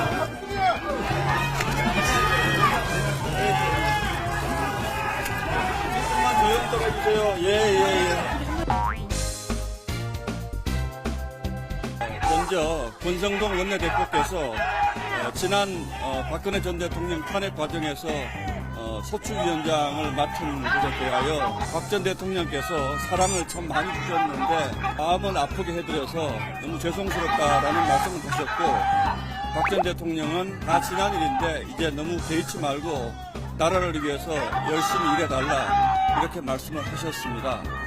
여러 차례 윤석열 대통령이 지금 구치소에서 수감돼서 이런 상황을 맞게 된 것에 대해서 마음이 무겁고 돌이켜보건대 개인의 소신이야 항상 있을 수 있지만 집권당의 대표가 소신이 지나쳐서 사사건건 계집각을 세우는 것은 바람직스럽지 않다. 힘을 합쳐야 한다. 개인 행동이 지나치면 상황을 더 어렵게 할 수 있다. 이런 말씀도 주셨습니다. 집권 여당의 의원들이 소신을 내세워서 개인 행동을 너무 지나치게 하는 것은 위기 극복에 도움이 되지 않는다. 이런 말씀도 하셨습니다.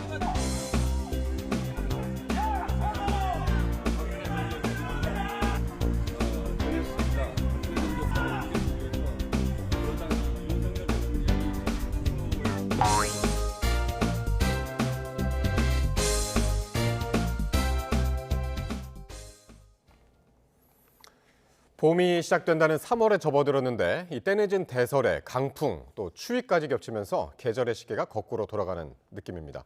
서울에는 느닷없이 3월 대설주의보가 내려지면서 출근길과 새학기 등교길에 불편을 겪었습니다. 정혜윤 기자가 전해드립니다. 뿌옇게 흐려진 하늘에서 거센 바람과 함께 눈이 휘날리듯 쏟아져 내립니다. 차가워진 칼바람에 거리에는 다시 두꺼운 패딩과 털목도리가 등장했고 시민들은 움츠린 채 빠르게 걸음을 옮깁니다. 봄의 계절 3월이 시작했지만 거리 풍경은 한겨울입니다. 3월 새학기가 시작하는 첫날 설레는 마음으로 등교길에 오른 학생들은 역주행한 계절의 시계가 아쉽기만 합니다. 오늘 동교 첫날인데 갑자기 눈이 너무 많이 와갖고 너무 힘든 것 같아요. 우산도 안 갖고 와서 빨리 집으로 가고 싶어요. 영동 지방에는 3일절 연휴부터 눈이 지속하면서 50cm 이상의 폭설이 쌓였고 서울 등 내륙 곳곳에도 5cm 안팎의 봄눈이 내리며 때늦은 3월 대설주의보가 기록됐습니다. 지금까지 서울에서 기록된 가장 늦은 대설특보 기록은 2010년 3월 9일, 강원도에서 가장 늦은 대설특보 기록은 지난해 5월 15일입니다. 기상청은 영동과 경북 동해안의 폭설은 하루 정도 더 경계가 필요하고 서울 등 내륙에서도 눈비가 그친 뒤 밤사이 기온이 크게 떨어져 도로 살얼음 위험이 커질 수 있다고 경고했습니다.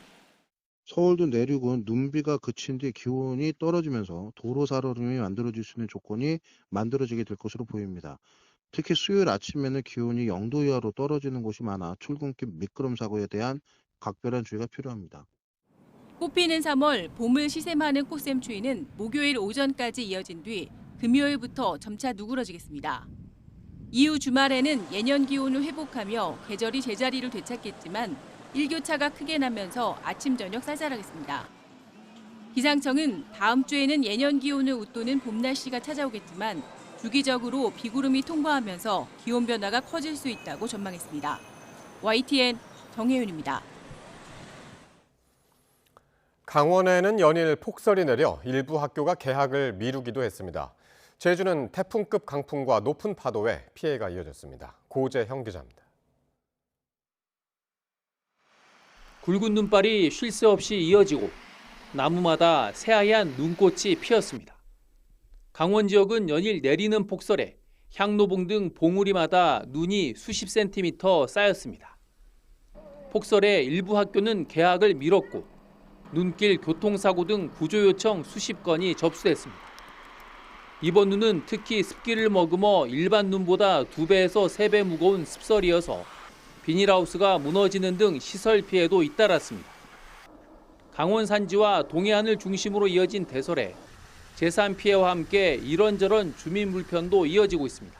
눈을 계속 이제 쌓이지 않게 중간중간 추워줘야 되니까 아무래도 새벽에도 나와야 될 것 같고 그 부분이 가장 좀 걱정인 것 같습니다. 남쪽 제주에는 태풍급 강풍이 몰아쳤습니다. 도로 중앙분리대와 나무가 힘없이 부러지거나 지붕 일부가 떨어져 나가는 등 피해가 잇따랐습니다. 제주 바다도 풍랑경보 속에 집채만한 파도가 해안으로 계속 밀려들었습니다. 5m 넘는 파도가 포구의 방파제를 넘나들면서 피해도 잇따랐습니다. 월파 피해를 막는 포구 방파제 파제벽 50m가 이번에 높은 파도에 부서졌습니다. 태풍보다도 더 강한 태풍보다도 이렇게 큰 바람이 이렇게 올 줄은 몰랐어요. 빨리 행정해서 빨리 조치해 줬으면 좋겠습니다. 구자읍 동복리에서도 포구의 정박한 어선이 방파제를 넘은 파도에 뒤집혔습니다. 제주로 오가는 여객선 운항도 대부분 통제돼 해상 화물 운송에도 차질을 빚었습니다. YTN 고재영입니다. 오늘 오후 6시 반쯤 강원 춘천시 중앙고속도로 춘천 방향 춘천 요금소에서 하이패스 철제 구조물이 1차선과 2차선 사이로 떨어졌습니다. 이 사고로 사람이 다치거나 차량이 파손되진 않았지만 수습을 위해 편도 4개 차선 가운데 2개 차선 통행을 제한하면서 퇴근 시간대 교통 혼잡이 빚어졌습니다. 경찰은 폭설에 구조물이 무게를 이기지 못해 내려앉은 것으로 보고 있습니다. 도로공사는 사고가 난 하이패스 차로는 전문가의 안전 진단을 거치고 2, 3일 뒤 재개통할 예정이라고 밝혔습니다. 처음 본 여성을 흉기로 무참히 살해한 이른바 묻지마 살인 사건이 충남 서천에서 발생했습니다. 경찰에 긴급 체포된 30대 남성은 범행은 충동적이었다고 주장했습니다. 이상곤 기자입니다. 마스크와 점퍼에 달린 모자로 얼굴을 가린 남성이 인도를 서성입니다. 잠시 뒤 우산을 쓴 사람과 마주치자 이내 방향을 바꿔 따라가고 우산은 도로 위에 나뒹굽니다. 그리고는 몇 시간 뒤 인근 공터에서 40대 여성이 흉기에 찔려 숨진 채 발견됐습니다. 발견 당시 피해 여성은 버려져 있던 이불에 덮여져 있었던 것으로 전해졌습니다. 경찰은 운동을 나갔다가 돌아오지 않는다는 가족의 신고를 받고 피해 여성을 찾고 있었습니다. 하지만 숨진 채 발견되자 CCTV 등을 통해 용의자 추적에 나섰고 30대 A씨를 주거지에서 긴급 체포했습니다. 우리가 저녁마다 여기를 운동을 하거든요. 과학수사대가 와가지고 막 사진 찍고 너무 무섭더라고요. 여기가. 경찰 조사 결과 지적장애가 있는 A씨는 피해 여성과는 전혀 모르던 사이였습니다. A씨는 최근 사기를 당해 돈을 많이 잃었고 세상이 도와주지 않아 힘들어 흉기를 들고 거리에 나왔다가 충동적으로 범행을 저질렀다고 경찰에 진술한 것으로 전해졌습니다. A씨는 이전에도 범행 현장을 수차례 배회했던 것으로 알려졌습니다. 쭉 내려갔다 오를 때 있고 그래요. 다리 걸음이 조금 이상하게 걸걸래 안쓰럽게만 생각했지 뭐 그런 생각 의심치도 않았어요. 경찰은 살인 혐의로 A씨에 대해 구속영장을 신청하고 흉기를 지니고 외출한 점 등을 토대로 계획 범행 여부를 확인하고 있습니다. 또 피해 여성의 정확한 사인을 확인하기 위해 부검을 의뢰했습니다. YTN 이상군입니다. 역주행을 일삼으면서 경기도 남양주에서 서울 노원구까지 난폭 운전을 한 20대 남성이 경찰에 붙잡혔습니다. 사건 사고 소식 정현우 기자가 전해드립니다. 편도 4차선 도로 한복판, 다른 차들과 반대로 달리는 주황색 SUV 한 대가 보입니다. 반대편에서 오던 운전자들은 깜짝 놀란 듯 차를 멈춰섭니다. 교차로에서 차선을 바꾸는가 싶더니 곧이어 다시 역주행 차선으로 진입합니다. 추적에 나선 경찰은 10km 넘게 떨어진 서울 노원구 월계동에서 20대 운전자 A씨를 검거했습니다. 경찰이 현장에서 측정한 결과 A씨는 술을 마시거나 마약을 한 상태는 아니었던 것으로 조사됐습니다. 경찰은 A씨를 불러 마약 정밀 검사를 진행하고 난폭운전 경위를 조사할 방침입니다. 한 남성이 다른 남성의 목을 잡고 흔들더니 바닥에 넘어뜨립니다. 태극기와 성조기를 손에 든 또 다른 남성은 넘어진 남성에게 발길질을 합니다. 지난 1일 윤 대통령 탄핵 반대 시위가 이어지던 서울 광화문 인근에서 시위대가 상인을 집단 폭행하는 일이 벌어졌습니다. 피해 상인은 가게 주변에 노상방뇨를 하는 사람들을 잇따라 제지하고 있었는데 시위대가 화를 내며 때렸다고 말합니다. 다짜고짜 이제 멱살을 잡으시고 욕을 하시고 넘어서 때리시고 마지막에 경찰에 신고까지 했는데도 불구하고 그냥 도망가시고. 경찰은 주변 블랙박스 영상과 목격자 진술 등을 바탕으로 시위대 신원을 확인하며 추적에 나섰습니다. YTN 정윤우입니다. 도널드 트럼프 대통령의 협상 카드로 여겨졌던 관세가 결국 현실화됐습니다. 미국 경제는 물론 글로벌 경제에 미치는 파급력이 적지 않은 가운데 당장 관세 폭탄을 맞게 된 캐나다와 멕시코도 대응책 마련에 나섰습니다. 윤현숙 기자입니다. No room left for Mexico or for Canada. No, the tariffs, they're all set. They go into effect tomorrow. 도널드 트럼프 미국 대통령은 한 달간 미뤄뒀던 멕시코와 캐나다에 대한 25% 관세 부과를 결국 강행했습니다. 캐나다는 즉각 맞불 관세로 응수했습니다. 미국의 관세 발효 시작일에 맞춰 300억 캐나다 달러, 우리 돈 30조 원 상당의 미국 수입품에 25%의 보복 관세를 부과하기로 했습니다. 트럼프 대통령의 자택이 있는 플로리다주의 오렌지, 공화당 강세 지역인 테네시주의 위스키 등이 대상입니다. 미국이 관세를 철회하지 않을 경우 21일 안에 우리 돈 125조 원 규모의 품목에 추가로 관세를 부과할 계획입니다. We are ready with $155 billion worth of tariffs, and we're ready with the first tranche of tariffs, which is $30 billion, which is already known. 멕시코도 보복 관세 부과를 검토하며 대응책 마련에 고심하고 있습니다. En esto hay que tener temple, serenidad y paciencia. Y tenemos plan A, plan B, plan C, plan D. 미국의 입맛에 맞춰 국경에 불법 이민자 단속 병력을 배치하고 마약 카르텔 범죄자를 대거 송환하며 막판까지 기대를 걸었지만 뒤통수를 맞은 셈이 됐습니다. Me parece que lo de los aranceles son inaceptables. Somos socios y hemos sido socios ya desde hace muchos años, desde el siglo XX, finales del siglo XX somos socios. 관세를 앞세운 트럼프의 무역 전쟁은 미국 경제의 부메랑으로 돌아올 전망입니다. 캐나다산 원유와 멕시코 농산물을 포함해 미국이 두 나라에서 수입하는 양은 연간 9천억 달러, 우리 돈 1,300조 원이 넘습니다. 에너지 가격과 장바구니 물가가 직격탄을 맞아 미국이 고물가 속 경기 침체, 이른바 스태그플레이션에 빠질 거라는 우려의 목소리가 커지고 있습니다. YTN 윤현숙입니다. 오늘부터 미국으로 수입되는 멕시코산과 캐나다산 제품에는 관세 25%가 부과됩니다. 남의 나라 얘기 같지만 삼성전자와 LG전자, 기아 등 멕시코와 캐나다에 진출한 한국 기업들이 직격탄을 맞게 됐습니다. 최아영 기자입니다. 캐나다와 멕시코에 진출한 우리나라 대기업은 25곳으로 추산됩니다. 삼성과 현대차그룹, 한화, LG, 포스코 등 이들이 세운 현지 법인만 200개가 넘습니다. 그동안 미국과 캐나다, 멕시코는 자유무역 협정 아래 무관세 지대로 통했습니다. 그래서 우리 기업들은 인건비가 싼 멕시코와 자원이 풍부한 캐나다를 미국 수출 기지로 삼아왔습니다. 하지만 트럼프 대통령이 중국과 함께 캐나다와 멕시코에도 관세 폭탄을 던지면서 올해 우리나라 수출이 지난해보다 2억 2천만 달러 감소할 것이란 예측은 현실화되고 있습니다. 관세 부담으로 가격 경쟁력이 떨어질 수밖에 없는 국내 기업들 입장에선 투자와 생산 전략 수정이 불가피해졌습니다. 우선 관세를 피하기 위해 미국 현지 생산을 늘리는 방안이 가장 유력해 보입니다.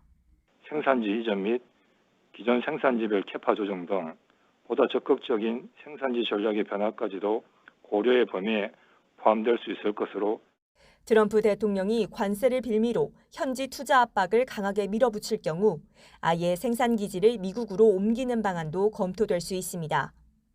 세계 1위 반도체 위탁 생산 업체인 타이완 TSMC가 미국에 1,000억 달러, 146조 원을 투자해 공장을 짓겠다고 발표하면서 삼성전자와 SK하이닉스도 고민이 깊어졌습니다. 공장을 지어서 판매를 하게 될 경우에 들어가는 비용, 그게 우리나라보다 분명히 클 테고요.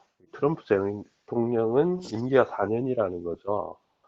트럼프 관세가 하나씩 현실화하는 가운데 한국 기업들의 생존 셈법은 여전히 복잡하기만 합니다. YTN 최아영입니다. 도널드 트럼프 미국 대통령이 현지 시간 4일 오후 9시, 우리 시간으로는 내일 오전 11시 집권 2기 첫 의회 연설에 나섭니다. 트럼프 대통령은 이번 상하원 합동 연설을 통해 관세 부과와 우크라이나 전쟁, 중동 정세, 정부 구조조정 등 국내외 현안에 대한 입장을 밝힐 것으로 보입니다. 우크라이나 전쟁과 가자지구 등 미국 입장에서 더 시급한 대외 현안이 있는 상황에서 북한 핵 문제 등 한반도 상황이 언급될지는 불확실합니다. 안덕근 산업통상자원부 장관은 이번 방미 일정을 통해 조선과 에너지 등 한미 국장급 협의체를 구성하는 중요 성과를 거뒀다며 매일 접촉하며 협의를 진행할 수 있다고 밝혔습니다. 안 장관은 오늘 오후 정부 세종청사에서 열린 기자간담회에서 지난달 미국 워싱턴 DC 방문 성과와 관련해 우리 기업에 유리한 방향으로 협의해 나갈 채널을 확보하는 게 무엇보다 급선무였다며 이같이 답했습니다. 안 장관은 그 결과 미 상무부와 무역대표부, 에너지위원회와 국장급 협의체를 구성하고 조선과 에너지, 알래스카 가스 개발, 비관세 장벽 등 4개 분야에 대한 투자와 협력 방안을 논의할 예정이라고 설명했습니다. 지난 1월 우리나라의 생산과 소비, 투자가 모두 감소했습니다. 이 2달 만에 트리플 감소인데요. 특히 수출 부진의 영향으로 생산이 5년 전 코로나가 급속하게 확산됐을 때만큼 줄었습니다. 이승은 기자입니다. 수출이 1년 전보다 10.3% 감소한 지난 1월, 생산과 소비, 투자가 모두 전달 대비 뒷걸음질 쳤습니다. 지난해 11월 이후 2달 만에 트리플 감소입니다. 전산업 생산 감소폭은 2.7%로 코로나19가 확산했을 때만큼 컸습니다.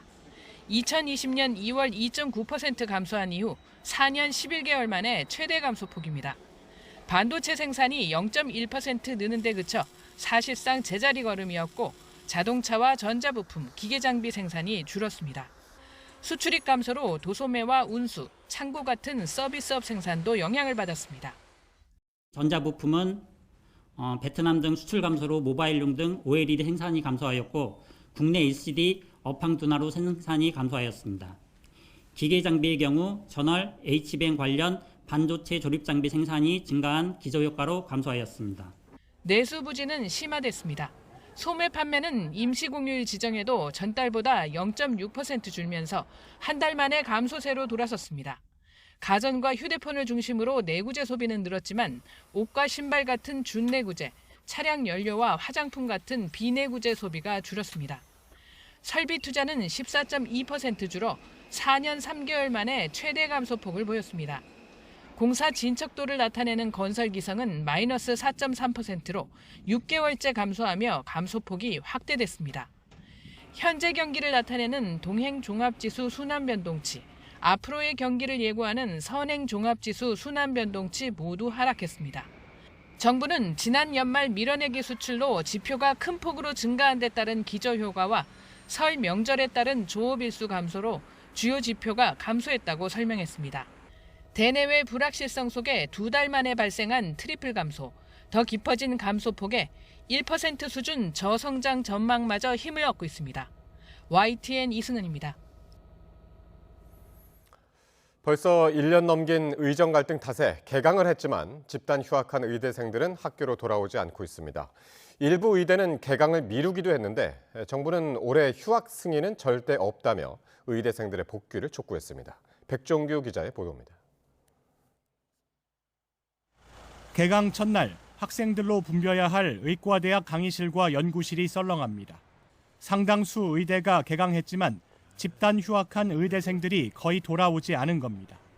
이 때문에 의과대학 4곳은 개강 일자를 미루기까지 했습니다. 정부는 엄정 대응 방침을 밝혔습니다. 먼저 올해는 학사 유연화는 절대 없다며 반드시 수업에 참여해야 불이익을 받지 않을 거라고 강조했습니다. 교육부 관계자는 지난해 휴학 승인을 한 것은 학생 보호 조치였지만 올해는 상황이 다르다며 올해 또 휴학이 이루어지면 나중에는 복귀하고 싶어도 하지 못하는 상황이 발생할 수 있다고 경고했습니다. 특히 함께 1학년 수업을 들어야 하는 2, 4, 2, 5학번의 경우 3월 말까진 돌아와야 한다고 못 박았습니다. 이어 올해 입학한 신입생들은 이미 의대 증원 사실을 알고 지원했기 때문에 의대 증원이 동맹 휴학과 수업 거부의 명분이 될 수 없다고 언급했습니다. 각 대학이 학칙대로 학적 처리를 하고 있는지도 최우선적으로 확인할 것이라고 덧붙였습니다. 우리 의료 시스템의 중추로서 국민의 생명을 책임질 인재인 의대생 여러분들이 어서 학교로 돌아오기를 진심으로 바랍니다. 전국 의과대학 학장들도 의대생들에게 보낸 서신에서 복귀하지 않으면 의사 양성 체계가 심각하게 손상될 것이라며 직접 나서 정부를 설득할 테니 이번 학기에는 복귀해달라고 호소했습니다. YTN 백종규입니다.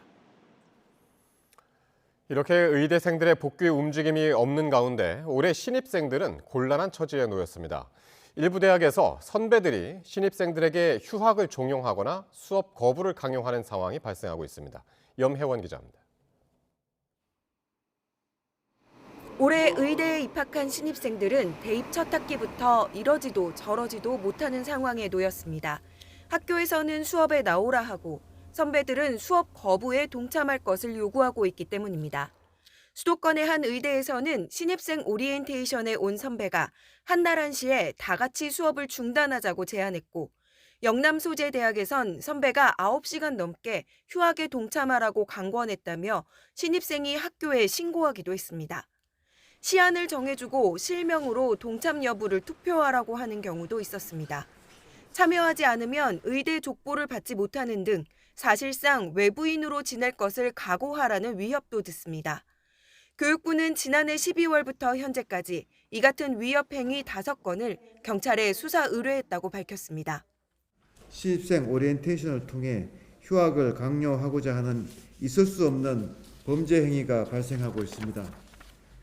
이에 교육부는 학생들의 교육받을 권리를 보호하고자 수사를 의뢰하는 등 엄정히 대응하고 있습니다. 교육부는 신입생 60%가 이번 학기 수강 신청을 한 것으로 집계됐다고 밝혔습니다. 또 각 대학이 신입생과 학부모에게 수업 거부 시 학칙에 따른 불이익을 받을 수 있다는 내용을 자세히 알리도록 조치했다고 설명했습니다. 하지만 결국 개강 첫날 강의실이 텅텅 비는 사태는 올해도 막지 못했습니다. YTN 염혜원입니다.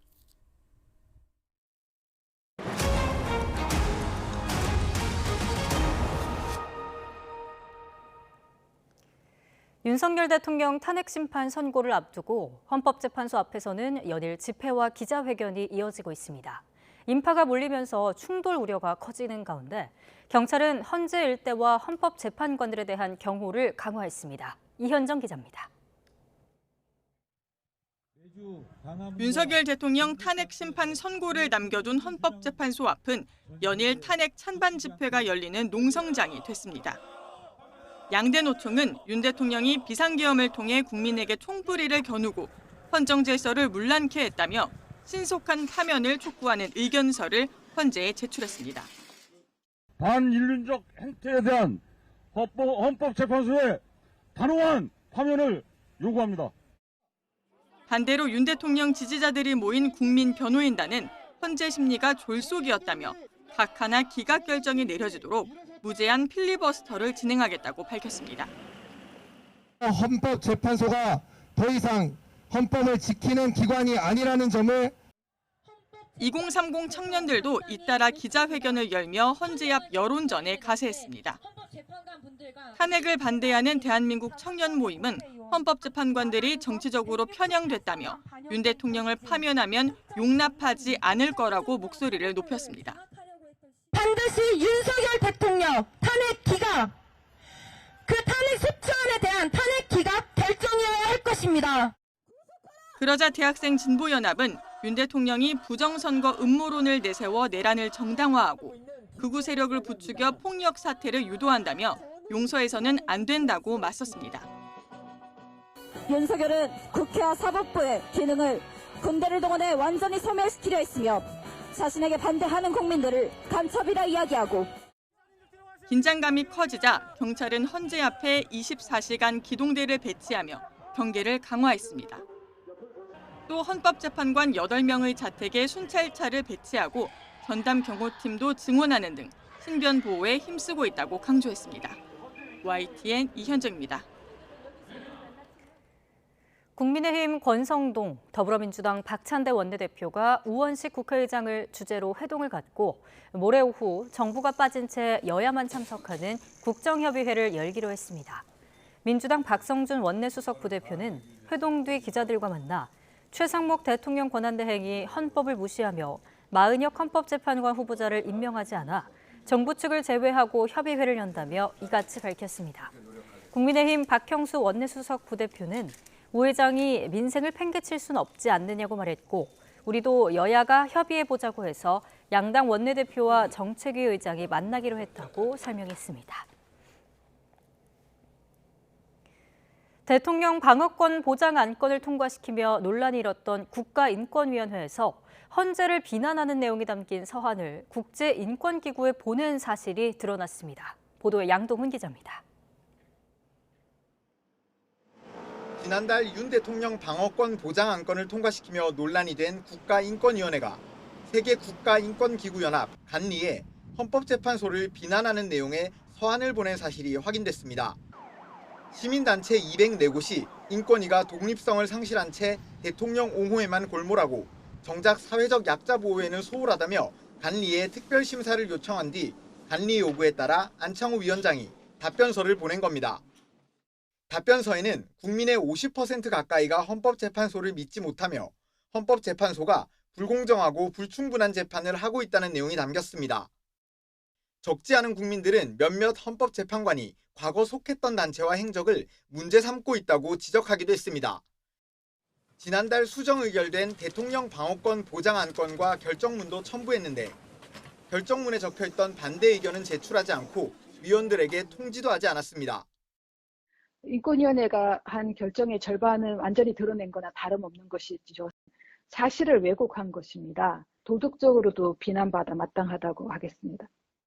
간리에서는 오는 14일부터 승인 소위를 열고 특별심사 여부를 결정할 예정인데 권력기관으로부터의 독립성을 중시해온 간리 특성상 출범 이후 꾸준히 A등급을 지켜온 국가인권위원회 등급이 강등될 가능성도 제기됩니다.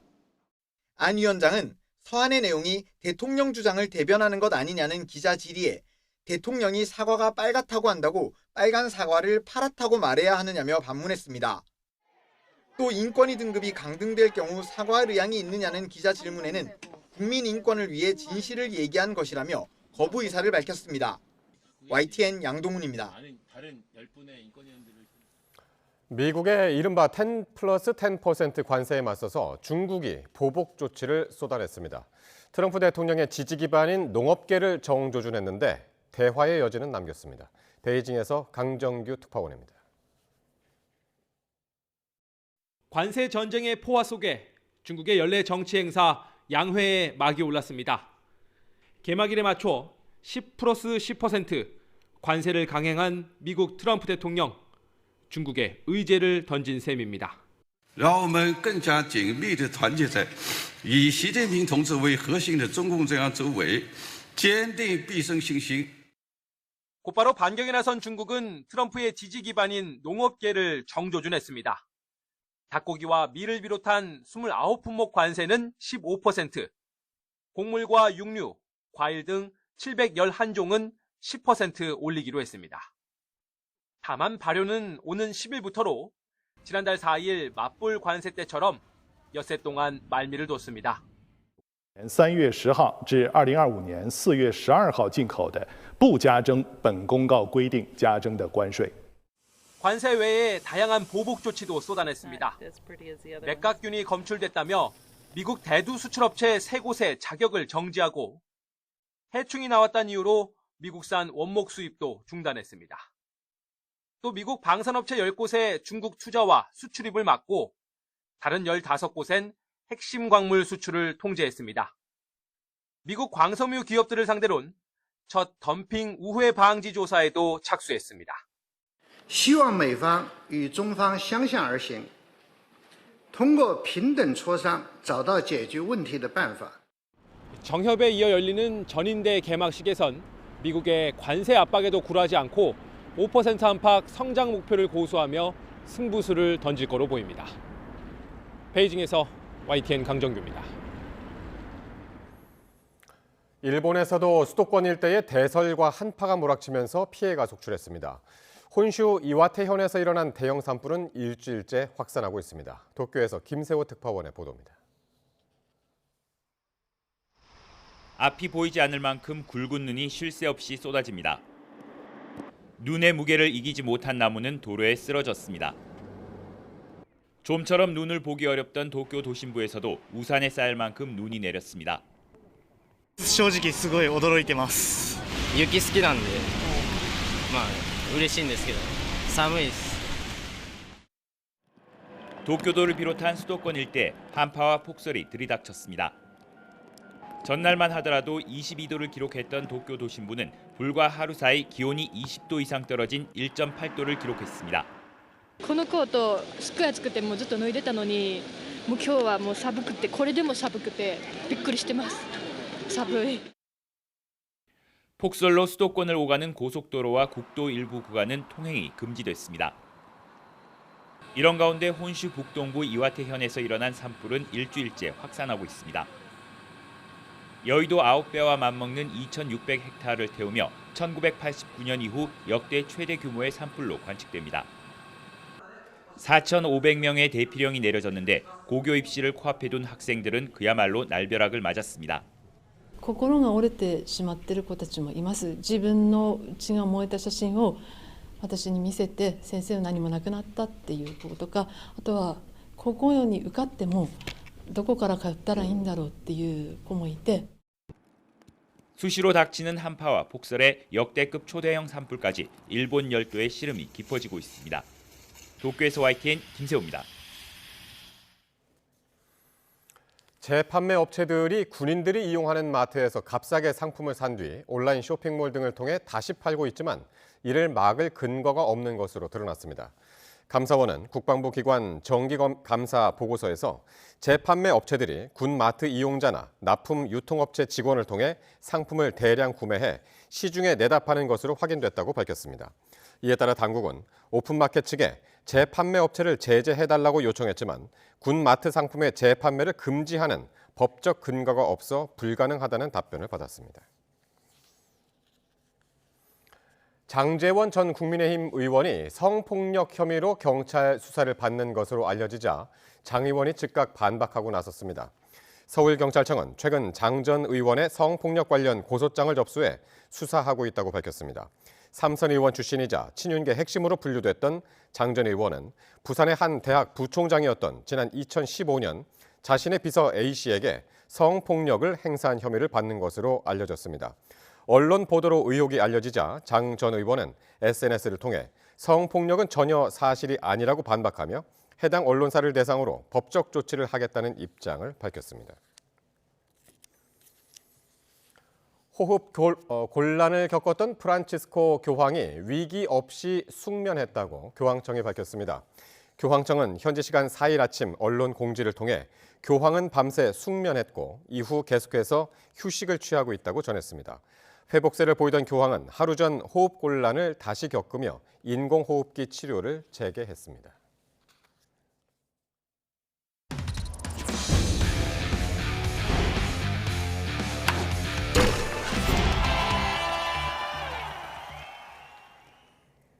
프로야구 KT의 강백호가 전지훈련지에서 화려한 변신을 준비하고 있습니다. 지난해 간간히 나섰던 포수로서 본격 훈련을 하는 동시에 타선에선 1번을 맡았습니다. 일본 오키나와에서 이경재 기자가 보도합니다. 수비 훈련에서 강백호는 포수조입니다. 투수들의 공을 받고 땅볼 처리와 송구 연습도 게을리할 수 없습니다.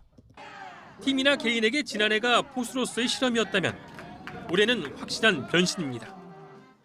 연습 경기에서도 주전으로 포수 마스크를 썼습니다. 좀 많이 받아보면서 서로 좀 이해하면서 이 투수는 어떤지 저 투수는 어떤지 좀 많이 파악을 했던 것 같고요. 투수가 좀 편안하게 할 수 있는 그런 포수가 되고 싶습니다. KT의 주전 포수는 여전히 장성우. 이강철 감독은 강백호가 포수로 출장을 늘리면 투타에서 팀에 더 도움이 될 것으로 기대하고 있습니다. 장성우 선수가 좀 힘들면 그때 주전으로 나갈 수 있는 확률이 좀 강백호 선수가 제일 많으니까 활용도가 좀 있을 것 같아요, 올해는요. 타선에서도 강백호는 중심 타순이 아닌 1번으로 이동했습니다. 1번 강백호, 2번 로하스 등 제일 강한 타자에게 가장 많은 타격 기회를 주겠다는 전략입니다. 첫 FA를 앞둔 강백호도 동기부여가 충분합니다. 가장 많은 훈련량을 소화했던 캠프다 보니까요. 올 시즌 초부터 좀 좋은 결과를 보여드리도록 열심히 준비하고 있습니다. 2018년 데뷔 첫 때 29개 홈런, 이듬해부터 3년 연속 3할 3푼 이상. 부상으로 2년 동안 부진했지만 강백호는 지난해 전경기에 나서 예전 기량을 되찾았습니다. 데뷔 후 가장 뜨거운 겨울을 보냈다는 강백호. 천재 타자 강백호의 어깨에 올해 KT의 성적도 달려 있습니다. 일본 오키나와에서 YTN 이경재입니다. 프로야구 전지훈련을 마친 두산과 한화 선수단이 차례로 입국했습니다. 호주 시드니와 일본 미야자키에서 훈련을 소화한 두산의 이승엽 감독은 지난해 발견한 문제점을 잘 해결했다며 올 시즌 우승을 목표로 뛰겠다고 강한 자신감을 드러냈습니다. 역시 호주 멜버른과 일본 오키나와에서 스프링 캠프를 차렸던 한화의 김경문 감독도 계획한 대로 훈련을 잘 끝냈다며 올 시즌 기대를 나타냈습니다. 이승엽, 김경문 감독의 이야기 들어보겠습니다. 올 한 해는 지고 있어도 질 것 같지 않은, 또 지고 있어도 언제든지 뒤집을 수 있다는 그런 마음이 들도록 두산 베어스의 끈기 있는 그런 플레이를 보여드릴 것이고, 올 한 해는 모든 게 지금 순조롭게 잘 진행되고 있기 때문에 팬 여러분들의 기대에 보답할 수 있는, 그리고 최고의 자리까지 오를 수 있도록 최선을 한번 다해보겠습니다. 유현진 선수가 굉장히 컨디션 좋습니다. 눈에 띄게 작년보다 월등히 컨디션이 좋고요. 그거 연습 경기에서 맞은 거 그거 아무것도 아니거든요. 신경 그렇게 쓸 필요 없다고 생각합니다. 선수들이 충분히 인지하고 잘할 거라고 저는 믿고 있습니다. 선수들하고 함께 한번 올해 잘해보겠습니다. 여자 프로농구 4강 플레이오프 2차전에서 청주 KB가 디펜딩 챔피언 아산 오리온에게 반격의 1승을 거뒀습니다. KB는 2차전 원정 경기에서 경기 종료와 함께 나온 나가타모의 버저비터를 앞세워 우리은행을 58대 57 한 점 차로 눌렀습니다. 두 팀이 1승 1패로 맞선 가운데 플레이오프 3차전은 오는 목요일 KB 홈구장인 청주체육관에서 열립니다. 프로농구 수원 KT가 3연승을 노린 대구 한국가스공사를 75대 74 한 점 차로 잡고 4연승을 달렸습니다. 문성곤이 15.7 리바운드, 해먼즈가 14.9 리바운드, 6 어시스트, 문정현이 14.6 리바운드로 고르게 활약했고 카굴랑안이 4쿼터 9점을 포함해 12점을 보탰습니다. 리그 4위를 지킨 KT는 3위 울산 현대모비스와 승차를 없앴고 2위 창원 LG에는 0.5경기 차로 따라붙었습니다.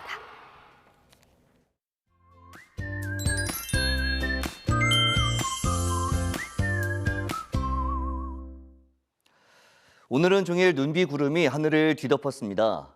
여기에 바람도 강해 한낮에도 꽤 쌀쌀했는데요.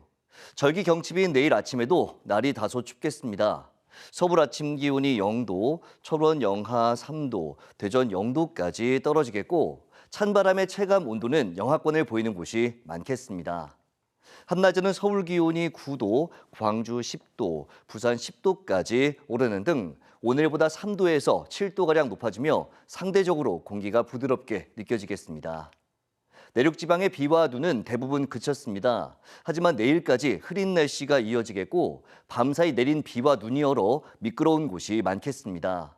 또 영남 동해안에는 오전까지, 강원 동해안에는 저녁까지, 제주도에는 모레까지 비나 눈이 내리겠는데요.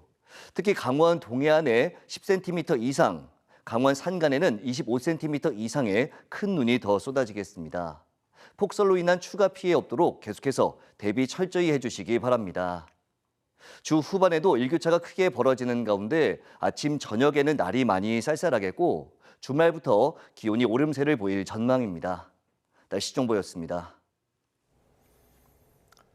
이상으로 뉴스나이트 마칩니다. 함께해 주신 여러분 고맙습니다.